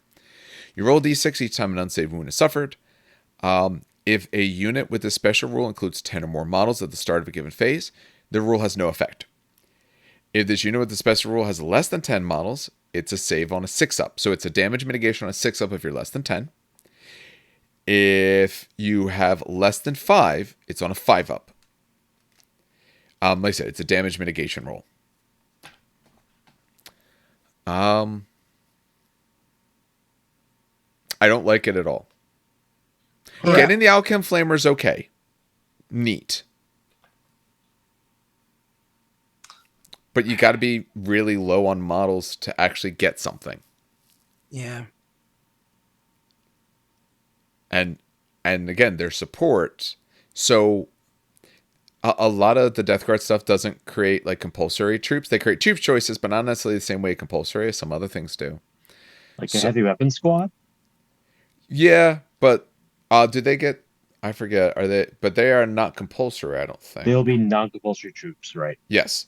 Yeah. Most. I don't remember. That's the one I run, or I've ran it like once. Creeping Death, non-compulsory. Yeah, non-compulsory. Yeah, everything becomes non-compulsory troops. So you're gonna have to take 2, and then these guys, and maybe you'll get some feel no pain at certain points. Because notice it's also at the start of the phase is the other problem, which means I have 10 guys to start, say, turn 2. And then you shoot one guy down. And then you fire at me again later. I still don't get my rule. Because you look at the start of the phase only. If it was instantaneous to look, I think it could actually have some play. But the fact that the start of phase means if I start with a model of 10 or 20, I may literally never get my rule once. Other than some outcome flamers. Which again, a nice to have, but I'd don't... rather have a 6-up on an objective and the option to have an apothecary attached. Yes. Yeah. And like I said, the outcome flamers also get hot. So there's a chance that if you play low key boy, I may never even get to use it, or I use it like once. It is. I would say it is very fluffy, but I feel that you are making a mistake if you're doing this. I just don't like it at all. I don't, at least for me personally, it doesn't fit the way that I look at and play the army. And I like giant tac marine squads, but I'm not getting bonuses till they're almost done. And because we always count as stationary, always getting Fury of the Legion, I actually don't want to replace my bolters. I'd rather have the bolter at all times.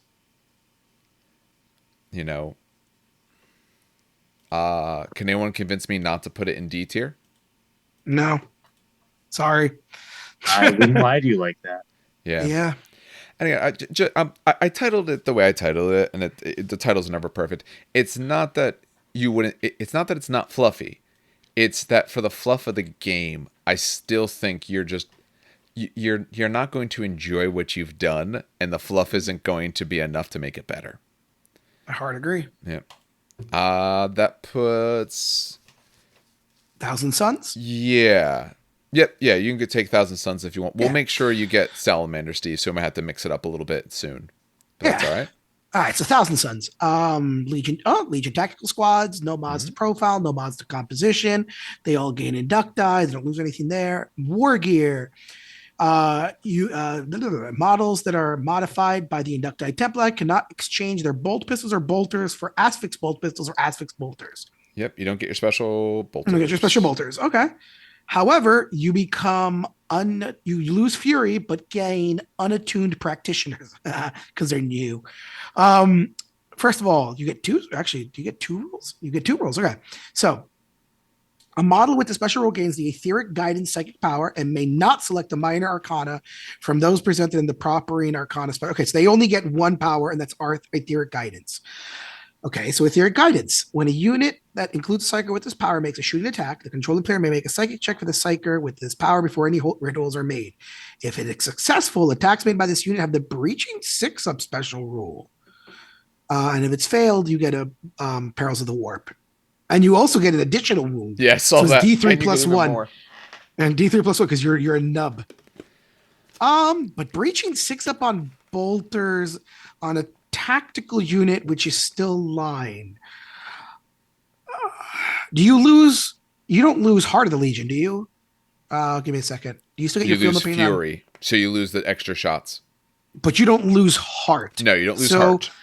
I like this then because oh no, you can't stick an apothecary in here. Damn it. Nope. But have them on an objective. You know, having them shoot something with breaching 6-up with bolters. Balance wise, I see why they removed Fury and not Heart. Yes, because I'd rather keep Fury. Yeah. But again, I'd say B. Only because it's a 1 in 6 chance. Let's say you're in rapid fire range. The beauty, right? That's what 20 shots or 40, depending on how many you have. Right, 20 to 40 shots. So that's what? 10 to 5. 5 wounds to 10 wounds, right? Is that right? No. How many? Okay. Let's say 40. Let's say 40 shots. Okay, so it's 40 shots. You should hit. Oh no, hitting on 3s. Yes, you should hit with 2/3 of those. So it's. You're looking at about You should miss about 13 or so. Yeah. So you got what? 27 hits? About 27. That's a round enough number so that way we don't have to get too crazy with this. Which then gives about 20 wounds, and 1 in 6 of those. So looking at 3 breaching hits on a squad of 20. Well, Yeah. no, you're looking about probably about 5. 4 to 5 Okay. on average. 4 to 5? It's about 4.5 off of that. But that's again if you have everyone in rapid fire and it's a full squad of 20 shooting. And your power goes off. And your power goes off. I'd say B. I'd be happy with putting these guys dead in the middle. It's good. It's fluffy. It's not game breaking. You don't need to replace it if you don't want to. You're not losing anything. You are gaining something, but you're also losing fury. I like these guys. They're solid B for me. Yeah. For anyone who doesn't remember, Aspects, bolters, and bolt pistols, essentially they're shorter range, but they have shred, and it costs you about a point normally to replace them. So that's one of the other things you're giving up. You're giving up a potential of a shorter range shred. All right, I'm sure at some point he will unfreeze and come back to us, but while he's not, I'm okay at B.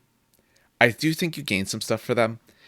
Well, yeah, you gain the breach, which is you gain the breach if your power goes off. So it's far from a guarantee because the guy's only on an 8. It's not necessarily great odds. I don't mind the switch. I do think it's a consideration because I think if you're looking at the other minor powers that you could have had you not chosen this, I think this is a good option. If this was a minor power, I think you would take it on some of your attack squads. I think losing Fury kind of hurts, but I do think you gain something. It's probably a reasonably fair trade-off. And this does mean that your bolters now can start aiming at Terminator squads and feeling like you can actually get some good shots in. Where normally you're happy to maybe get a wound. Maybe now you can actually get 2, 3 or so wounds on them. So I'm okay with the B. Yeah. I feel that's reasonably fitting. All right, we'll be back in 1 second.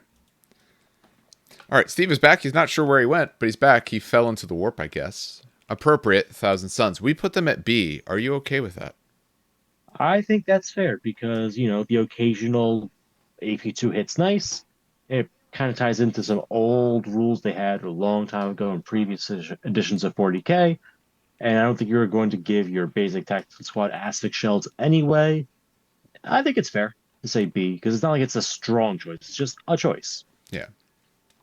All right. Why don't you take Sons of Horus, and then I can do Word Bearers, and then we can swing you back to take your Lizard Men. Sounds good to me. So, Sons of Horus. Take a spoiler squad, make no modifications to it except the war gear and special rules. You can switch out chain swords or chain axes for 1 point per model. Nice to see that come up again. And for special rules, you replace Spite of the Legion with Creed of Brutality. So, Creed of Brutality. That's a really cool name. Just a side note. That's an awesome ass name. Jesus Christ. Yeah. Creed of Brutality.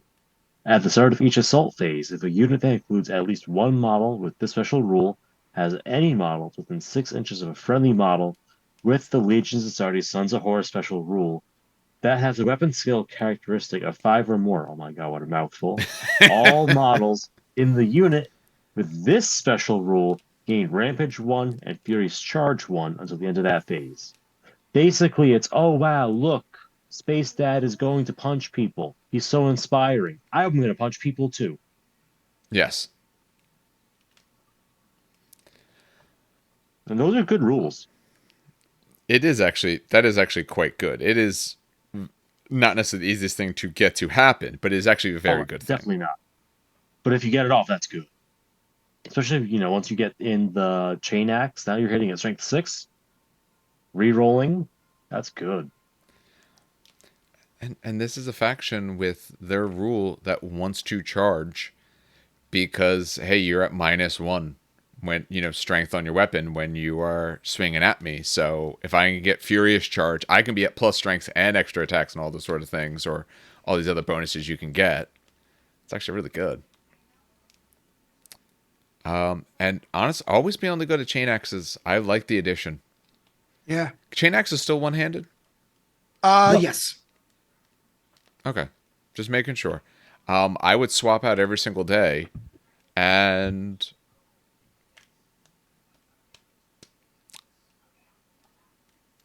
Remind Furious Charge is that strength or is that initiative? Strength. It used to be both, which Okay. is what you're thinking of. Yes, that is what I was thinking of. And Rampage is attack. Yes. Yes. So Is that When you're attack to outnumbered. that- When you're Well, outnumbered. Okay. All right.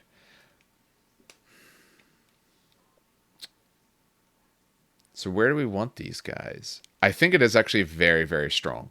Compared to a standard to spoiler squad, what you can do with these guys, I think you gain a lot by taking them this way.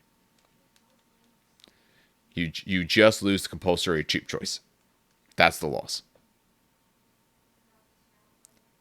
But I don't know if anyone has any other different thoughts related to this. I mean, they're normally able to take Reavers as troops in certain rights of war and makes them line. How many points is a Reaver? That's what I gotta take a look at. Because I have all this stuff, but I have them in various different ways. Where are the Reavers? Come on. There he is. 135. Ooh. Okay, so it's They're priced bow pistol, competitively. chain axe.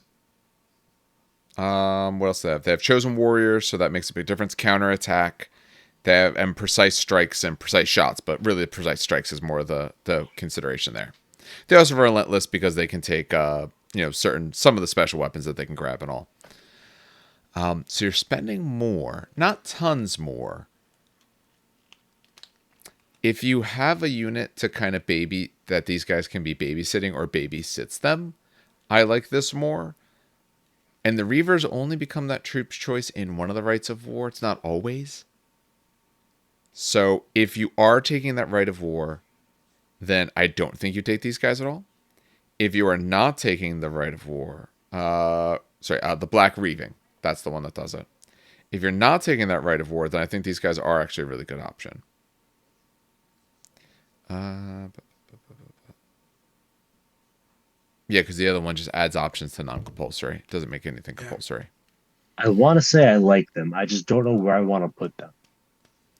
I think we can all agree it's good. It's definitely a good thing. It's definitely, I think it's minimum B. Reality-wise, if you're not taking the Black Reaving, I do think these guys are probably like A minimum. Because when I compare it to normal to spoilers, I think you gain a lot for this. And you're very likely in this army to have a unit of, say, Justair Terminators or something around. Just keep these guys with them. Then you get some really big bonuses on that turn you need it. Because the spoilers aren't the type of unit that are going to be making like 5 charges in a game. You're usually trying to get one really good charge out of it and then maybe like a cleanup or a mop up somewhere else. This can really make that one good charge the difference between tying or losing to a win. Yeah. But where are they going? So they're no better at breaking through armor than a regular despoiler squad. No, they just So I tend to be a wouldn't little put them stronger up- and a little more attacks. Yeah, I wouldn't put them up by S for that reason. I feel That's like fair. A is a little. I want to say B, but it's like a B you could rely on. So I guess it just makes it an A. Yeah, because the way I consider the A, like I said, strongly considers more of the idea of you don't Like, feel it's going to do bad. I don't think it replaces anything. I think it's just, it's there. I think you it can do it. replaces their normal to spoilers. Unless you now again, you need troops that fill compulsory. But if you were going to fill your compulsories, if you were going to take an extra spoiler, I take these guys instead. I think almost each and every time. That's the reason why I think to A, because if I wanted to take the spoilers, unless I need to fill compulsory, I want it to be them. Yeah. Well, I'm going to put them up there for now. At the end, we can do a short discussion of where we got to switch things because we still need someone up in S. We still need someone that like we're always replacing. Yeah. The only reason I wouldn't put them higher than that, like you said, there's other units they have that fill somewhat a similar purpose that do a little bit better. They do maybe a little more expensive, but I'm replacing my Reaver unit. Sorry, my Despoiler units, but I'm not necessarily pulling other units out of my army. I'm not pulling, Reaver units out. but I am replacing at least some of them. But all right, I do this one, that one. All right, I will do word bearers then. So Yeah. for word bearers, that's the spoilers they replace. No modification, nothing special until we get the special rules. All models in a unit modified by the word bearers Inductii template replace the Heart of the Legion special rule with empty vessels and traitor. All right, so you had to be traitor. Not surprising. Empty vessels. At the end of each game turn, the controlling player of a unit with the special rule rolls a d6 for each unit that does not have the corrupted unit subtype. Add 1 to the result if any enemy units were destroyed as a result of an attack or sweeping advance made by that unit during the game turn, and add 1 to the result if the enemy warlord has been destroyed on the battle. On a 5-up, that unit suffers d3 wounds with AP dash and become corrupted with Furious Charge.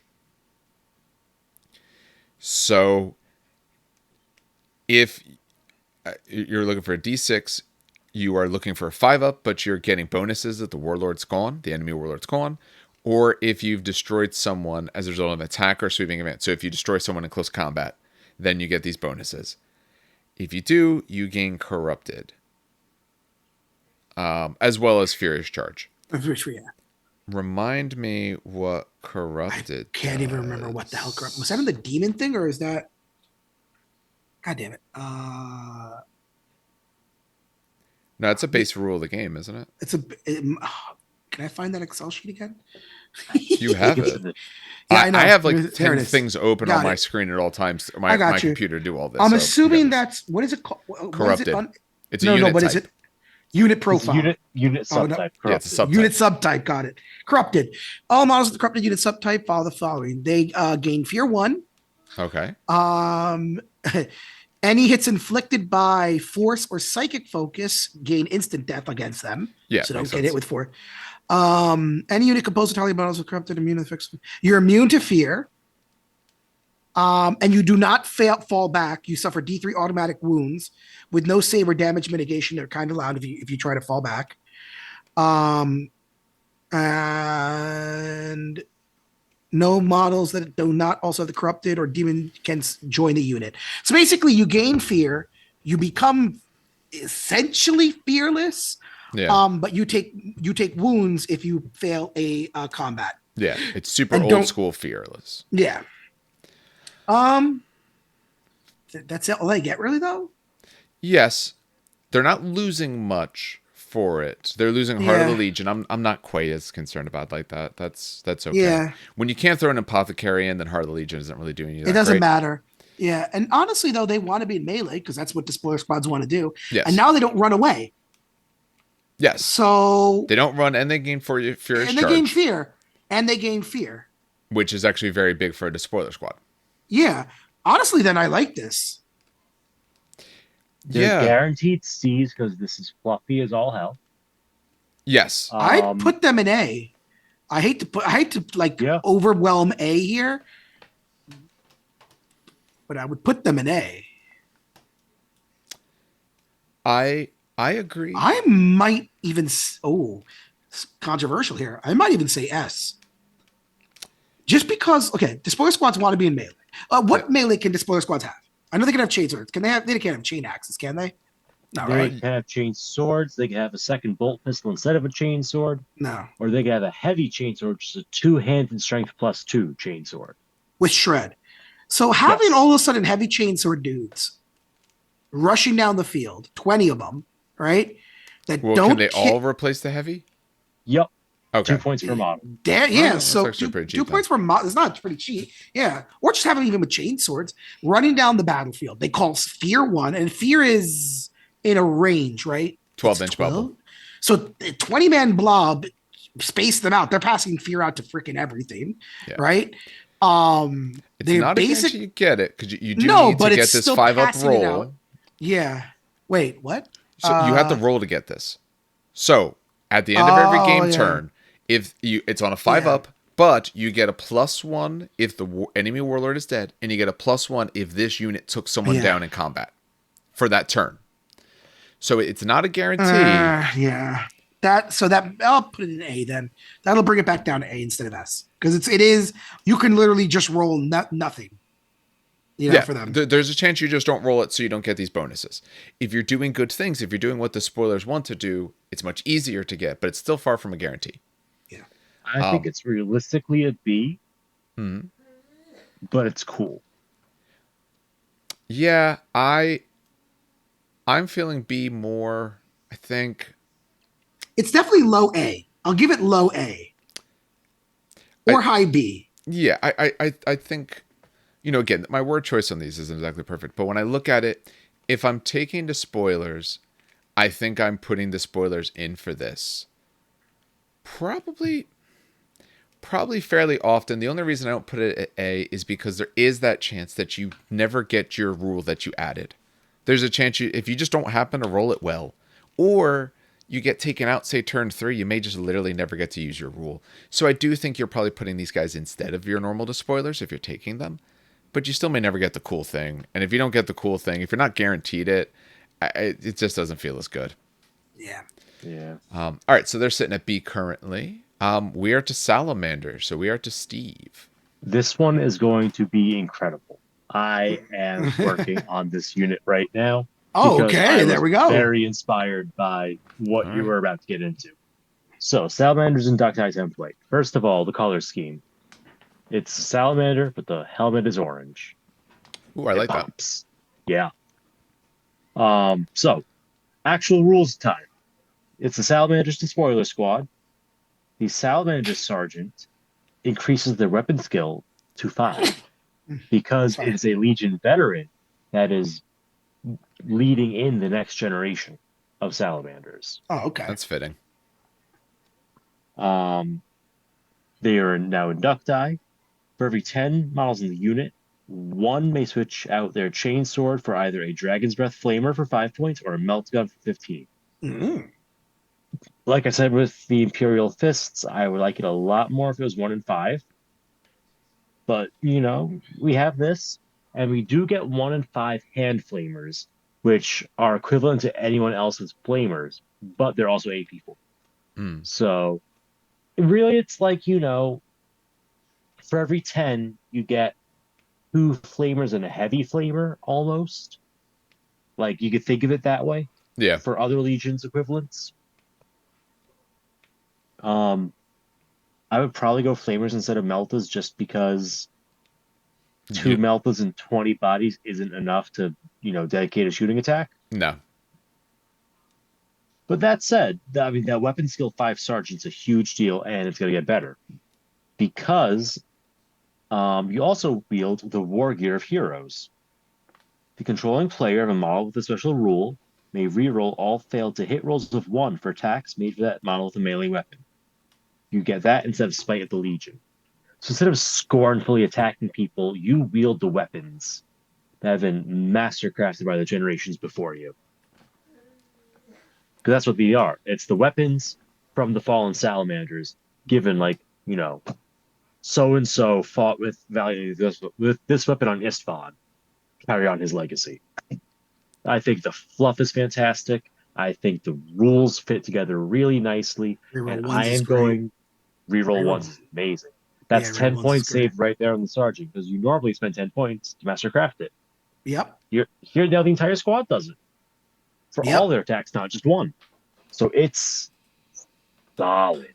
And he's weapon skill 5. This is an S tier. This is straight S.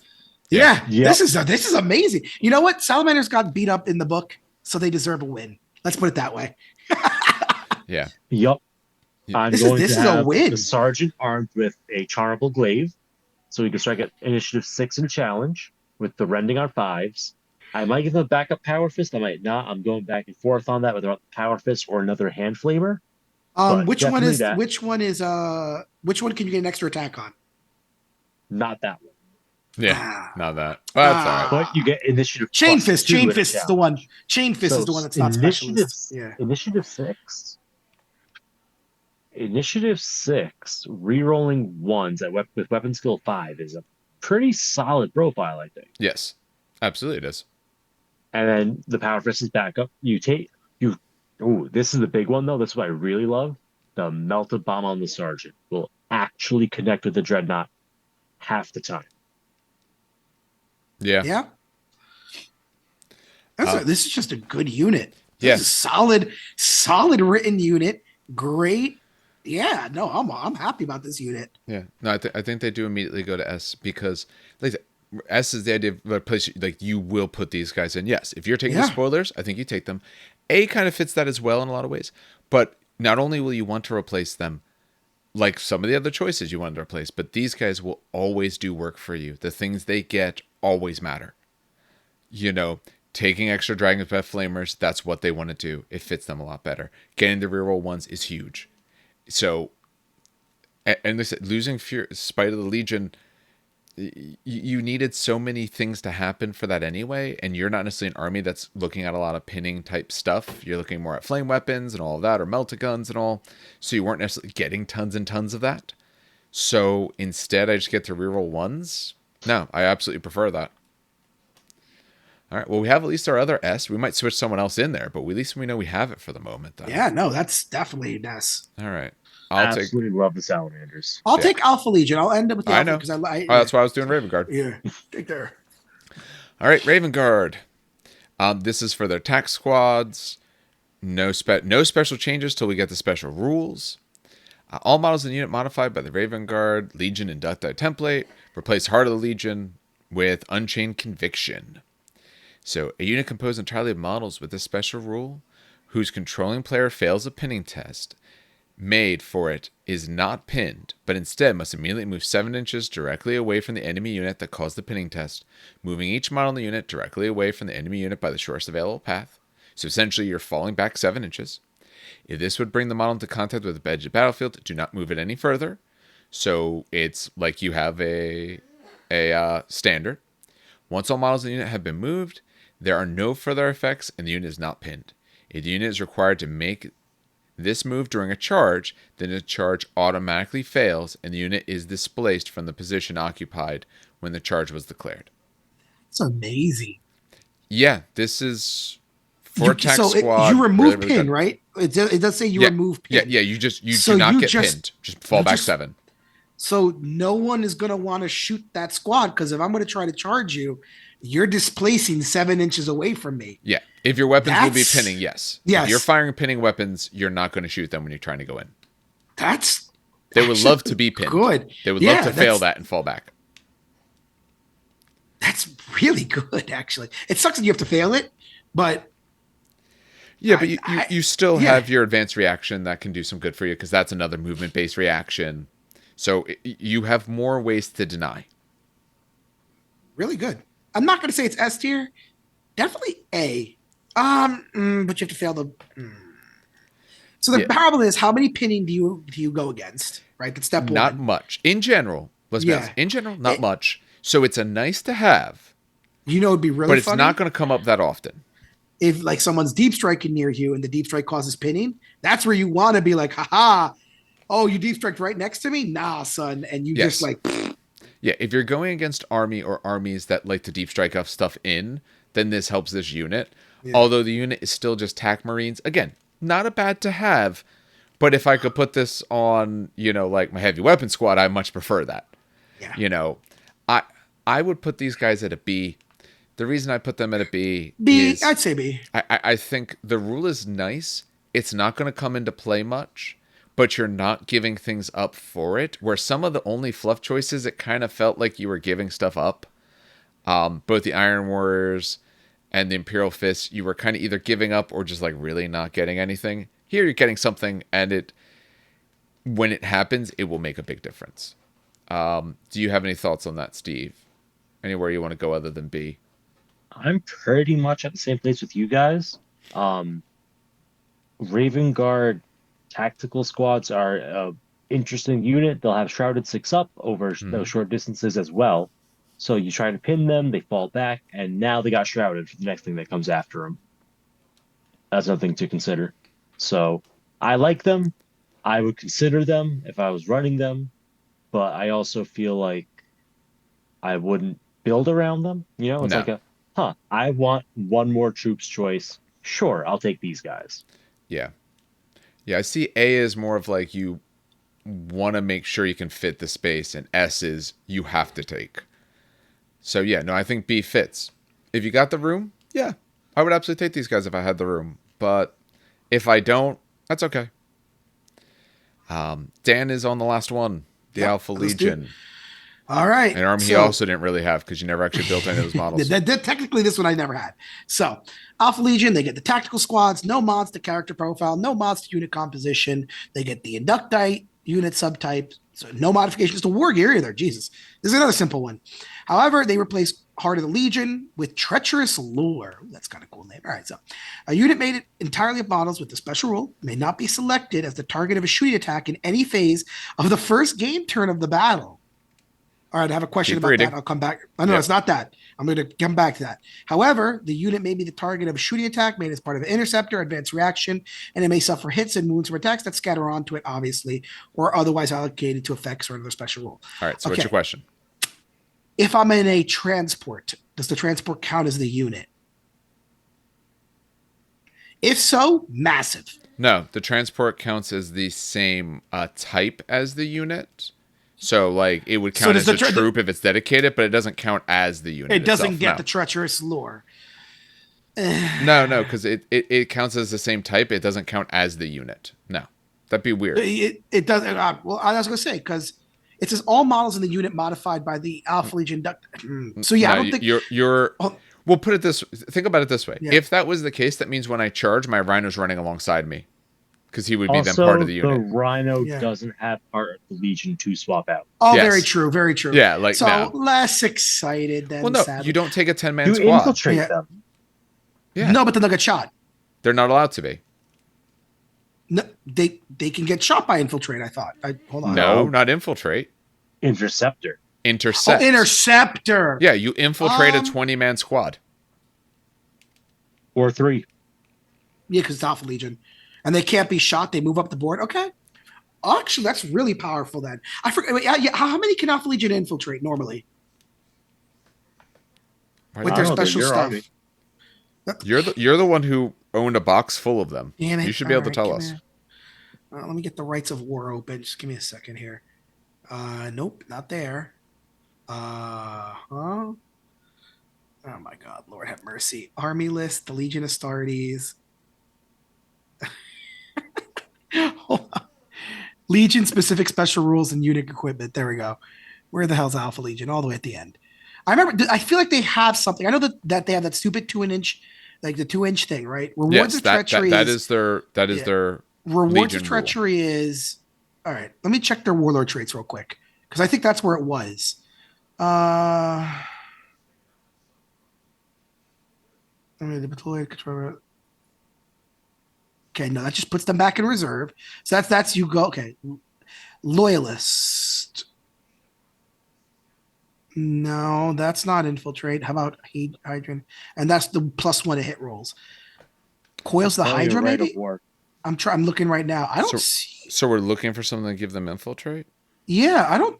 Otherwise, they just don't get infiltrate, right? Like you can't infiltrate normally. No, not normally. Yeah, so. They don't like. I'm not seeing infiltrate on a warlord trait where you could pick. I feel like I know Alfarius does it. Let me check Alfarius real quick. Actually, before I say shit, Alfarius.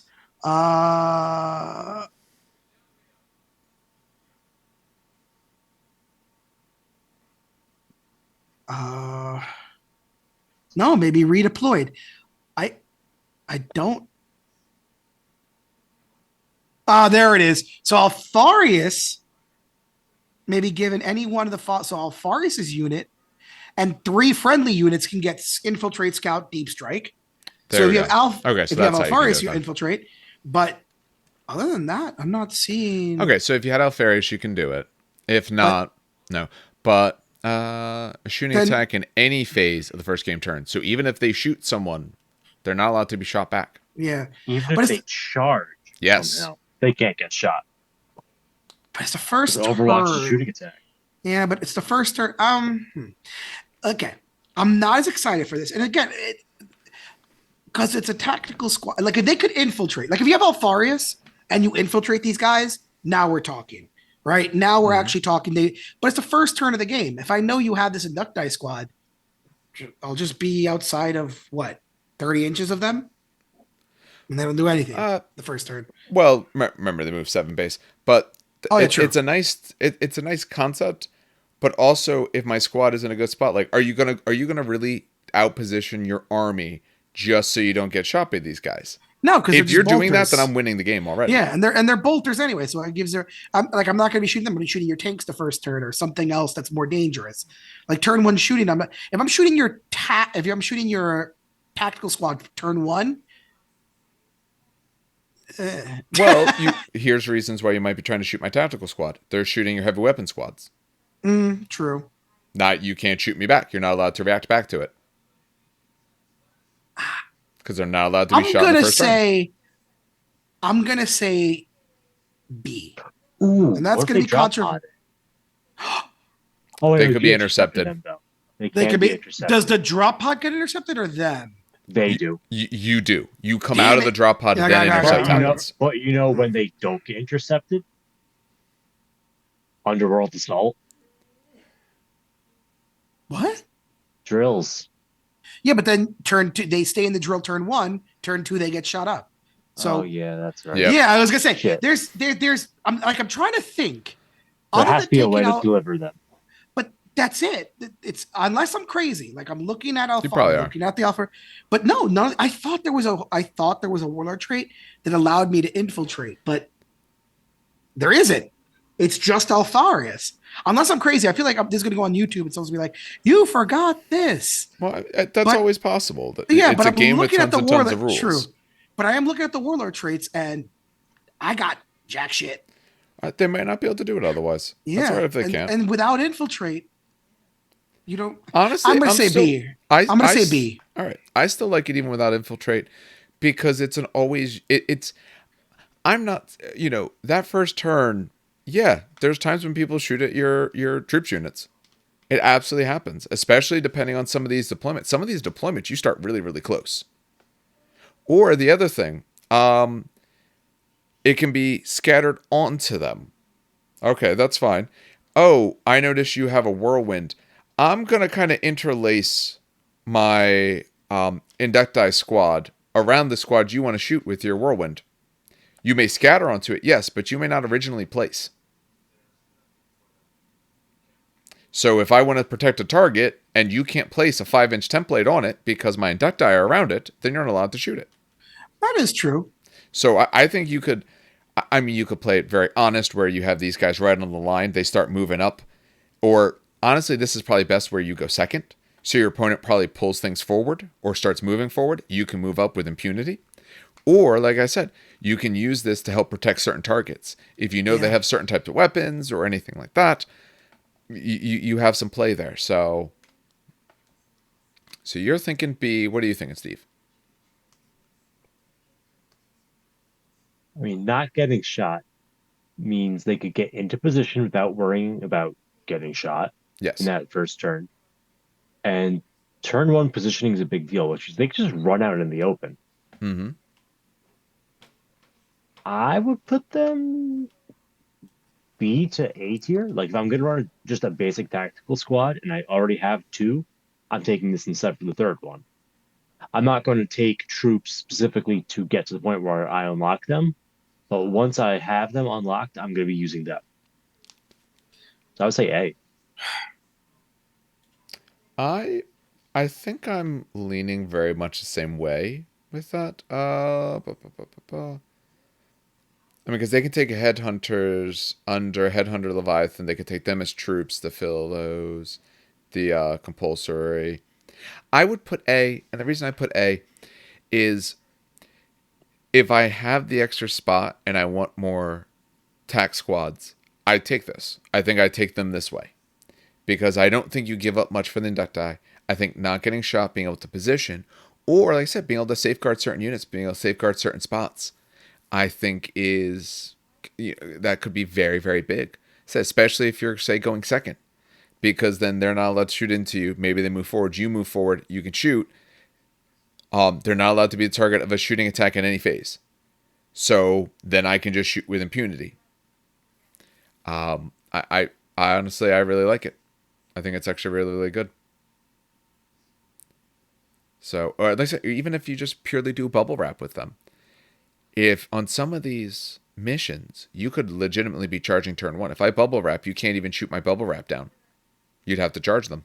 Mm-hmm. That alone, I You think, know, is it'd be worth really it. funny if someone takes a Lancer, bubble wrap your unit. That Lancer can, because the Lancer can charge turn one, right? Yes, It was easily. it was the what? It was the Ulan upgrade, I I think. forget the name of it, but yeah, Yeah, it was. Lancer. Yeah, we Honestly were can. like, yeah, that's Well, absolute.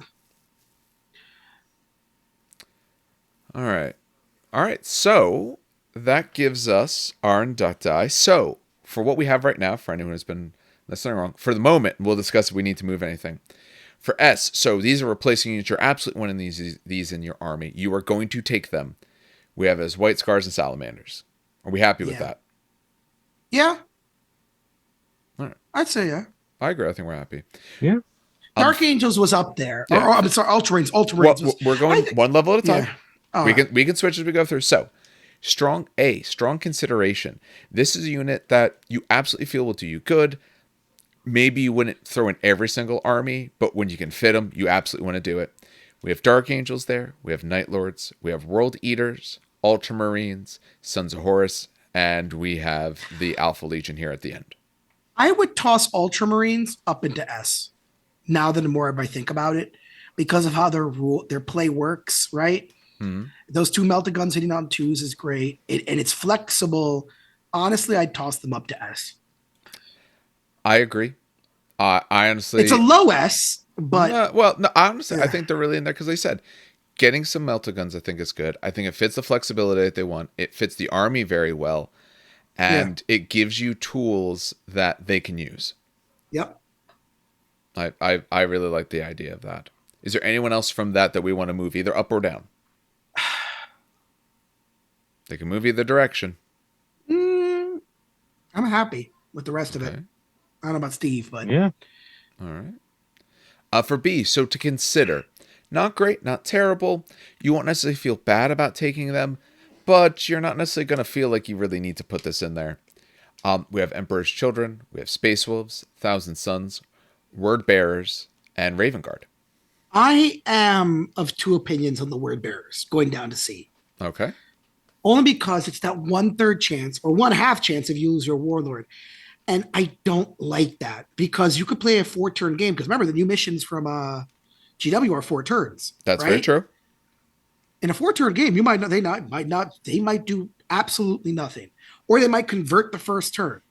And it's a 1/3 chance,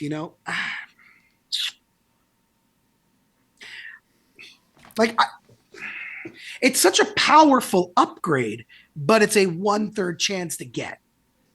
Is the problem I'm having, and so I'm very much between putting them into C, or at least at the very, very bottom of B, or at the very top of C. Like they're bouncing between the two. I don't know what you guys think, but I don't like 1/3 chances to make my unit that much better because I'm already losing something with them as well. I think I'm losing Fury. No, I was losing Heart. I was using Heart of the Legion. Yeah, you're losing Heart of the Legion on those guys. So, because you're not gaining anything else. Yeah. You're not losing anything else other than Heart, but you're not gaining anything else. And like you said, there is absolutely a chance that the rule never happens. Even if you get it down to the 3-up, which it could be if you could theoretically get it to a 2-up, because you could defeat theoretically 2 units and the Warlords down in that 1 turn and all kinds of crazy stuff, and you could still fail the rule. There's still a chance it doesn't happen. I'm going to put him in C. I would say Word Bearers in C. How do you feel about that, Steve? I don't like that level of random. I'm ambivalent with the Word Bearers. I'm still not convinced about Emperor's Children being this high, but all right. Well, Word Bearers, I'm okay with going Word Bearers to C. Talk about Emperor's Children because that one's interesting. What do you mean being that high? I still don't think they get enough to be their own distinct thing compared to the generic despoiler. So let's talk about it. They get 5 points. They get their little thingy, right? They get their charnable weapons. Yep. Instead of being 1 in 5 plus the sergeant, now it's anybody. And they get leadership 10. And they get leadership 10. Situations. In certain situations, not always. Well, shooting and pinning, which You want them in close combat. It's a despoiler squad. So you don't want them pinned. And if they're getting shot, you don't want them falling back. Yeah. But they always auto lose ties. That, I mean, don't lose. It's the getting there with them that I'm worried about. Yeah. 'Cause they're a melee unit, so they can't ride up in a rhino, hop out the side, and light something up because they're a melee unit. No, they want to be a Which land means raider. you're investing in something yeah. heavy. Or you're or just drop running pod. 20 of them. Yeah. But if you're running 20 of them, then you're going to have 4 chargeable weapons on a generic despoiler squad. So maybe you're paying an extra 50 points and getting 5 more guys to have 10 rechargeable weapons. Yeah, Maybe? but you're looking at leadership 10 though. I think we're discounting the leadership 10. I think leadership 10 is absolutely amazing. It helps you against, again, any shooting with shell shock, by the way, right? So if you get hit with shell shock 2, like that stupid Mechanicum artillery vessel, that's a pie plate at shell shock 2, right? Now you're saying, oh, I'm only still leadership 8. That's amazing. Versus leadership 6 if you get hit with that thing. And then pinning, I don't know. I think, ironically, it's not even the chargeable weapons that I love. It's just straight the leadership 10. And because I play Custodes and I play Mechanicum, leadership 10 is amazing. Leadership 10 helps a lot. And at least the other nice part about them is they don't have to give up spite. So Yes. not that they'll necessarily be getting the conditions for spite that often, but I'd prefer giving up heart than spite on a despoiler squad. Agree. Um, I'm not going to say they're A tier, but I don't think they're C tier in any which way.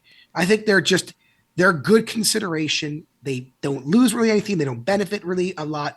That leadership 10 is just solid good. They're the basic solid. Yeah. I agree. What do you think, Steve? I wouldn't be leaving them at B. I think, yeah, they're a good consideration. I think there's reasons that you'd want them in your army beyond you think it's cool with however they do their helmets, which to me, that's what C is. You like it because you kind of like the way you would paint the different helmet. Yeah. But, all right. Speaking of only liking them for helmet choices and other color patterns, just for the fluff. So we did just put Word Bearers in there, but we also have Iron Warriors as well as Imperial Fists. Yeah, that's not really I think changing. I think they're where they should be. I think they give them things. I think it fits, and I don't think you're hurting your army by doing it. You're not making your army worse. They're not actively unplayable. No, you can play it and feel okay. You're not necessarily going to feel great about it, but you're not going to feel like, oh man, I made an awful decision. Like, they're fine. All right, and for not even fluff, things that we just really didn't like. Yeah, we don't see what it does for I'm the surprised with army the Blood or the Angels. faction. Yeah, I'm surprised with the Blood Angels. Yeah, we got Blood Angels, Iron Hands, and Death Guard.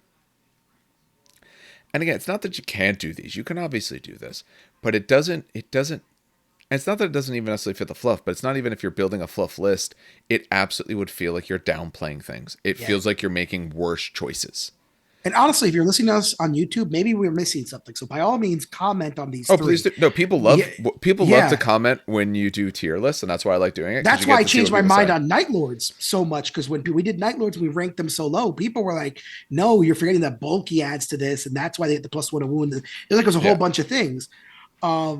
So I don't know what I'm missing with Blood Angels. Blood Angels just. But there may not be anything we miss. Yeah, I mean, it could just be that their Inductii choice is just all around a worse feeling choice. You know, it's the same thing with the Death Guard one. It's like what they have isn't necessarily bad. None of them necessarily have actual bad rules. But when you look at the unit, you're like, I don't want to make this decision. I don't think it makes it any better. It feels like I'm downplaying it. It feels like I'm giving up too much. And that's why I kind of think those ones sit there. You know, especially when it's like you only get your rule under super specific circumstances that you don't necessarily control. So, all right. I believe so. I'll make sure this is put out, especially for people on the podcast. I'll make sure this can be found. We'll post this up a few different spots. We'll post on our Discord, Facebook, all those kind of things around, so you can find it as well. Easiest way to see this is obviously if you watch the YouTube.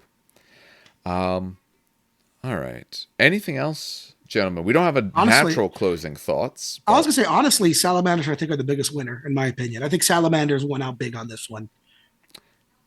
I think anyone S wins out pretty big. Ultramarines are up there. Yeah. Ultramarines are No, I definitely think up there. salamanders I think beat out ultramarines. I think the Salamander. Salamanders unit is one that you should definitely, if you play Salamanders, get together. Yes. I agree, I don't know if it's 100%. the best of everything, but it's definitely something that you should want to run. The Salamanders one, I Because it think. does something unique. Yes, it does something a bit unique. It does something that you want. It fits very well. But I think I think if you played like 100 games of each, I think the Ultramarine one is going to come in clutch more often. Because I think a couple extra melta-guns in your squad, taking down that big vehicle that you were going to have problems with, those sort of things, or using it in conjunction with your advanced reactions or anything like that, I think it's going to matter more often. But the Salamander one does a lot of good, and it's going to feel like a very cool addition. Similar with the White Scars. The White Scars maybe sits in between the two. So I think Salamander should absolutely be up there, but I think the Ultramarine one, pound for pound, is going to give you more. Yeah. All right. Well, I think that's going to end up doing it for us tonight on this Inductii focused episode. As always, we do want to thank everyone who does listen or watch. We put all this out on YouTube. We also put out on a podcatchers. We do also put some other stuff out on YouTube. By the time you see this, you should be seeing a battle report from Conquest that Steve played against our friend Ramon. The one thing I will say in there, I'm not going to say any bit of how the game goes, but you will notice at one point that they say it's turn 4. Ramon says turn 4, and then later, shortly thereafter, he says it's turn 5. So they get a little bit mixed up on the turns, but I have the correct ones listed up, so you'll see that correctly throughout that. I have 2 different battle reports for Marvel Crisis Protocol that I'm currently working on the editing for. My hope is to do that a bunch tomorrow, as well as some painting. Other things to expect. I still actually have one from Kill Team that I want to get out, and we are going to test something out a little bit different for BattleTech. Should hopefully be testing that within the next couple weeks is the plan for that. We also hopefully have some other recordings coming out related to some other battle reports, maybe around the end of the month, next month, maybe some a little bit earlier, but I know we start up with teaching and school again, so that kind of slows certain things like that down. They got sooner or later we had to like go back and get paid for the job. I know. Are you a 10-month employee or 12-month? 10-month, but I get paid 12 months. I take the extra hit to stretch it over the summer. Got it. Okay, yeah. So 12-month pay. And then I also work the summer. I also work the summer job. Oh yeah. So I work 10 months, but they take out of my paycheck to pay over the summer essentially. Yeah, you get 12-month pay. So do I. And then I work over the summer as well to supplement. Yeah.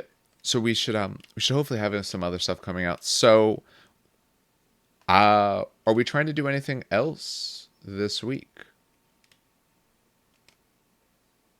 Nothing but silence. I don't know. So I'm originally, trying to buy a new car. That's I'm trying to avoid that for as long as I possibly can. Originally, the wife and I were supposed to go to something on Wednesday, although she's a little under the weather, so that might not be happening. I know GW is doing their announcement that night. On Wednesday night? Wednesday night, 9 p.m. You didn't know any of this? You don't? No. I thought it was. I did the EST conversion. I thought it was a different time. I didn't realize it was 9. They did the EST conversion for you. No, usually they don't. Wait, lies. Now I got to go on Warhammer Community. God damn it! Go take a look. You're do literally EST? at a computer. You're at a device that will do this for you. 1 day, 21 hours. Hold on. There we go. When you scroll down, Yeah, give me a it second. shows Wednesday the 30th, August, 9 p.m. EDT. EDT. Oh my god. We're in okay. EDT right now. We're not Yeah, EST. I know. I thought, Jesus Christ. Not only we're that, on though, daylight, not savings time right now. Yeah. Lord have mercy on my soul. Okay.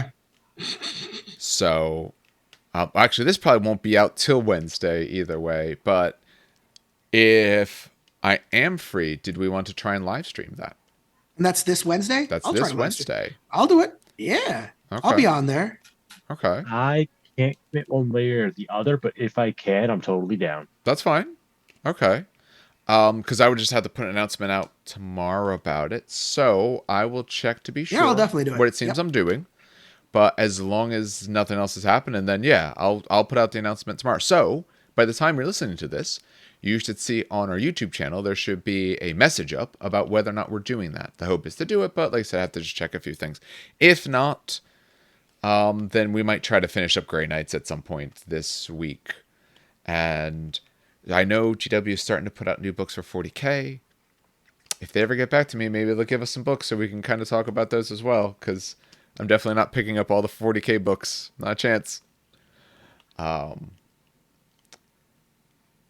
All right, I think that will do it for us tonight. So you should get at least something else this week. What it'll be, who knows? But by this point, if you're interested in battle reports, you will have that Conquest battle report out by the time that you see this. It's going out on Tuesday, so recording Monday night. That'll be on Tuesday. This should be out on Wednesday, unless I happen to get ballsy and just do all the editing tonight.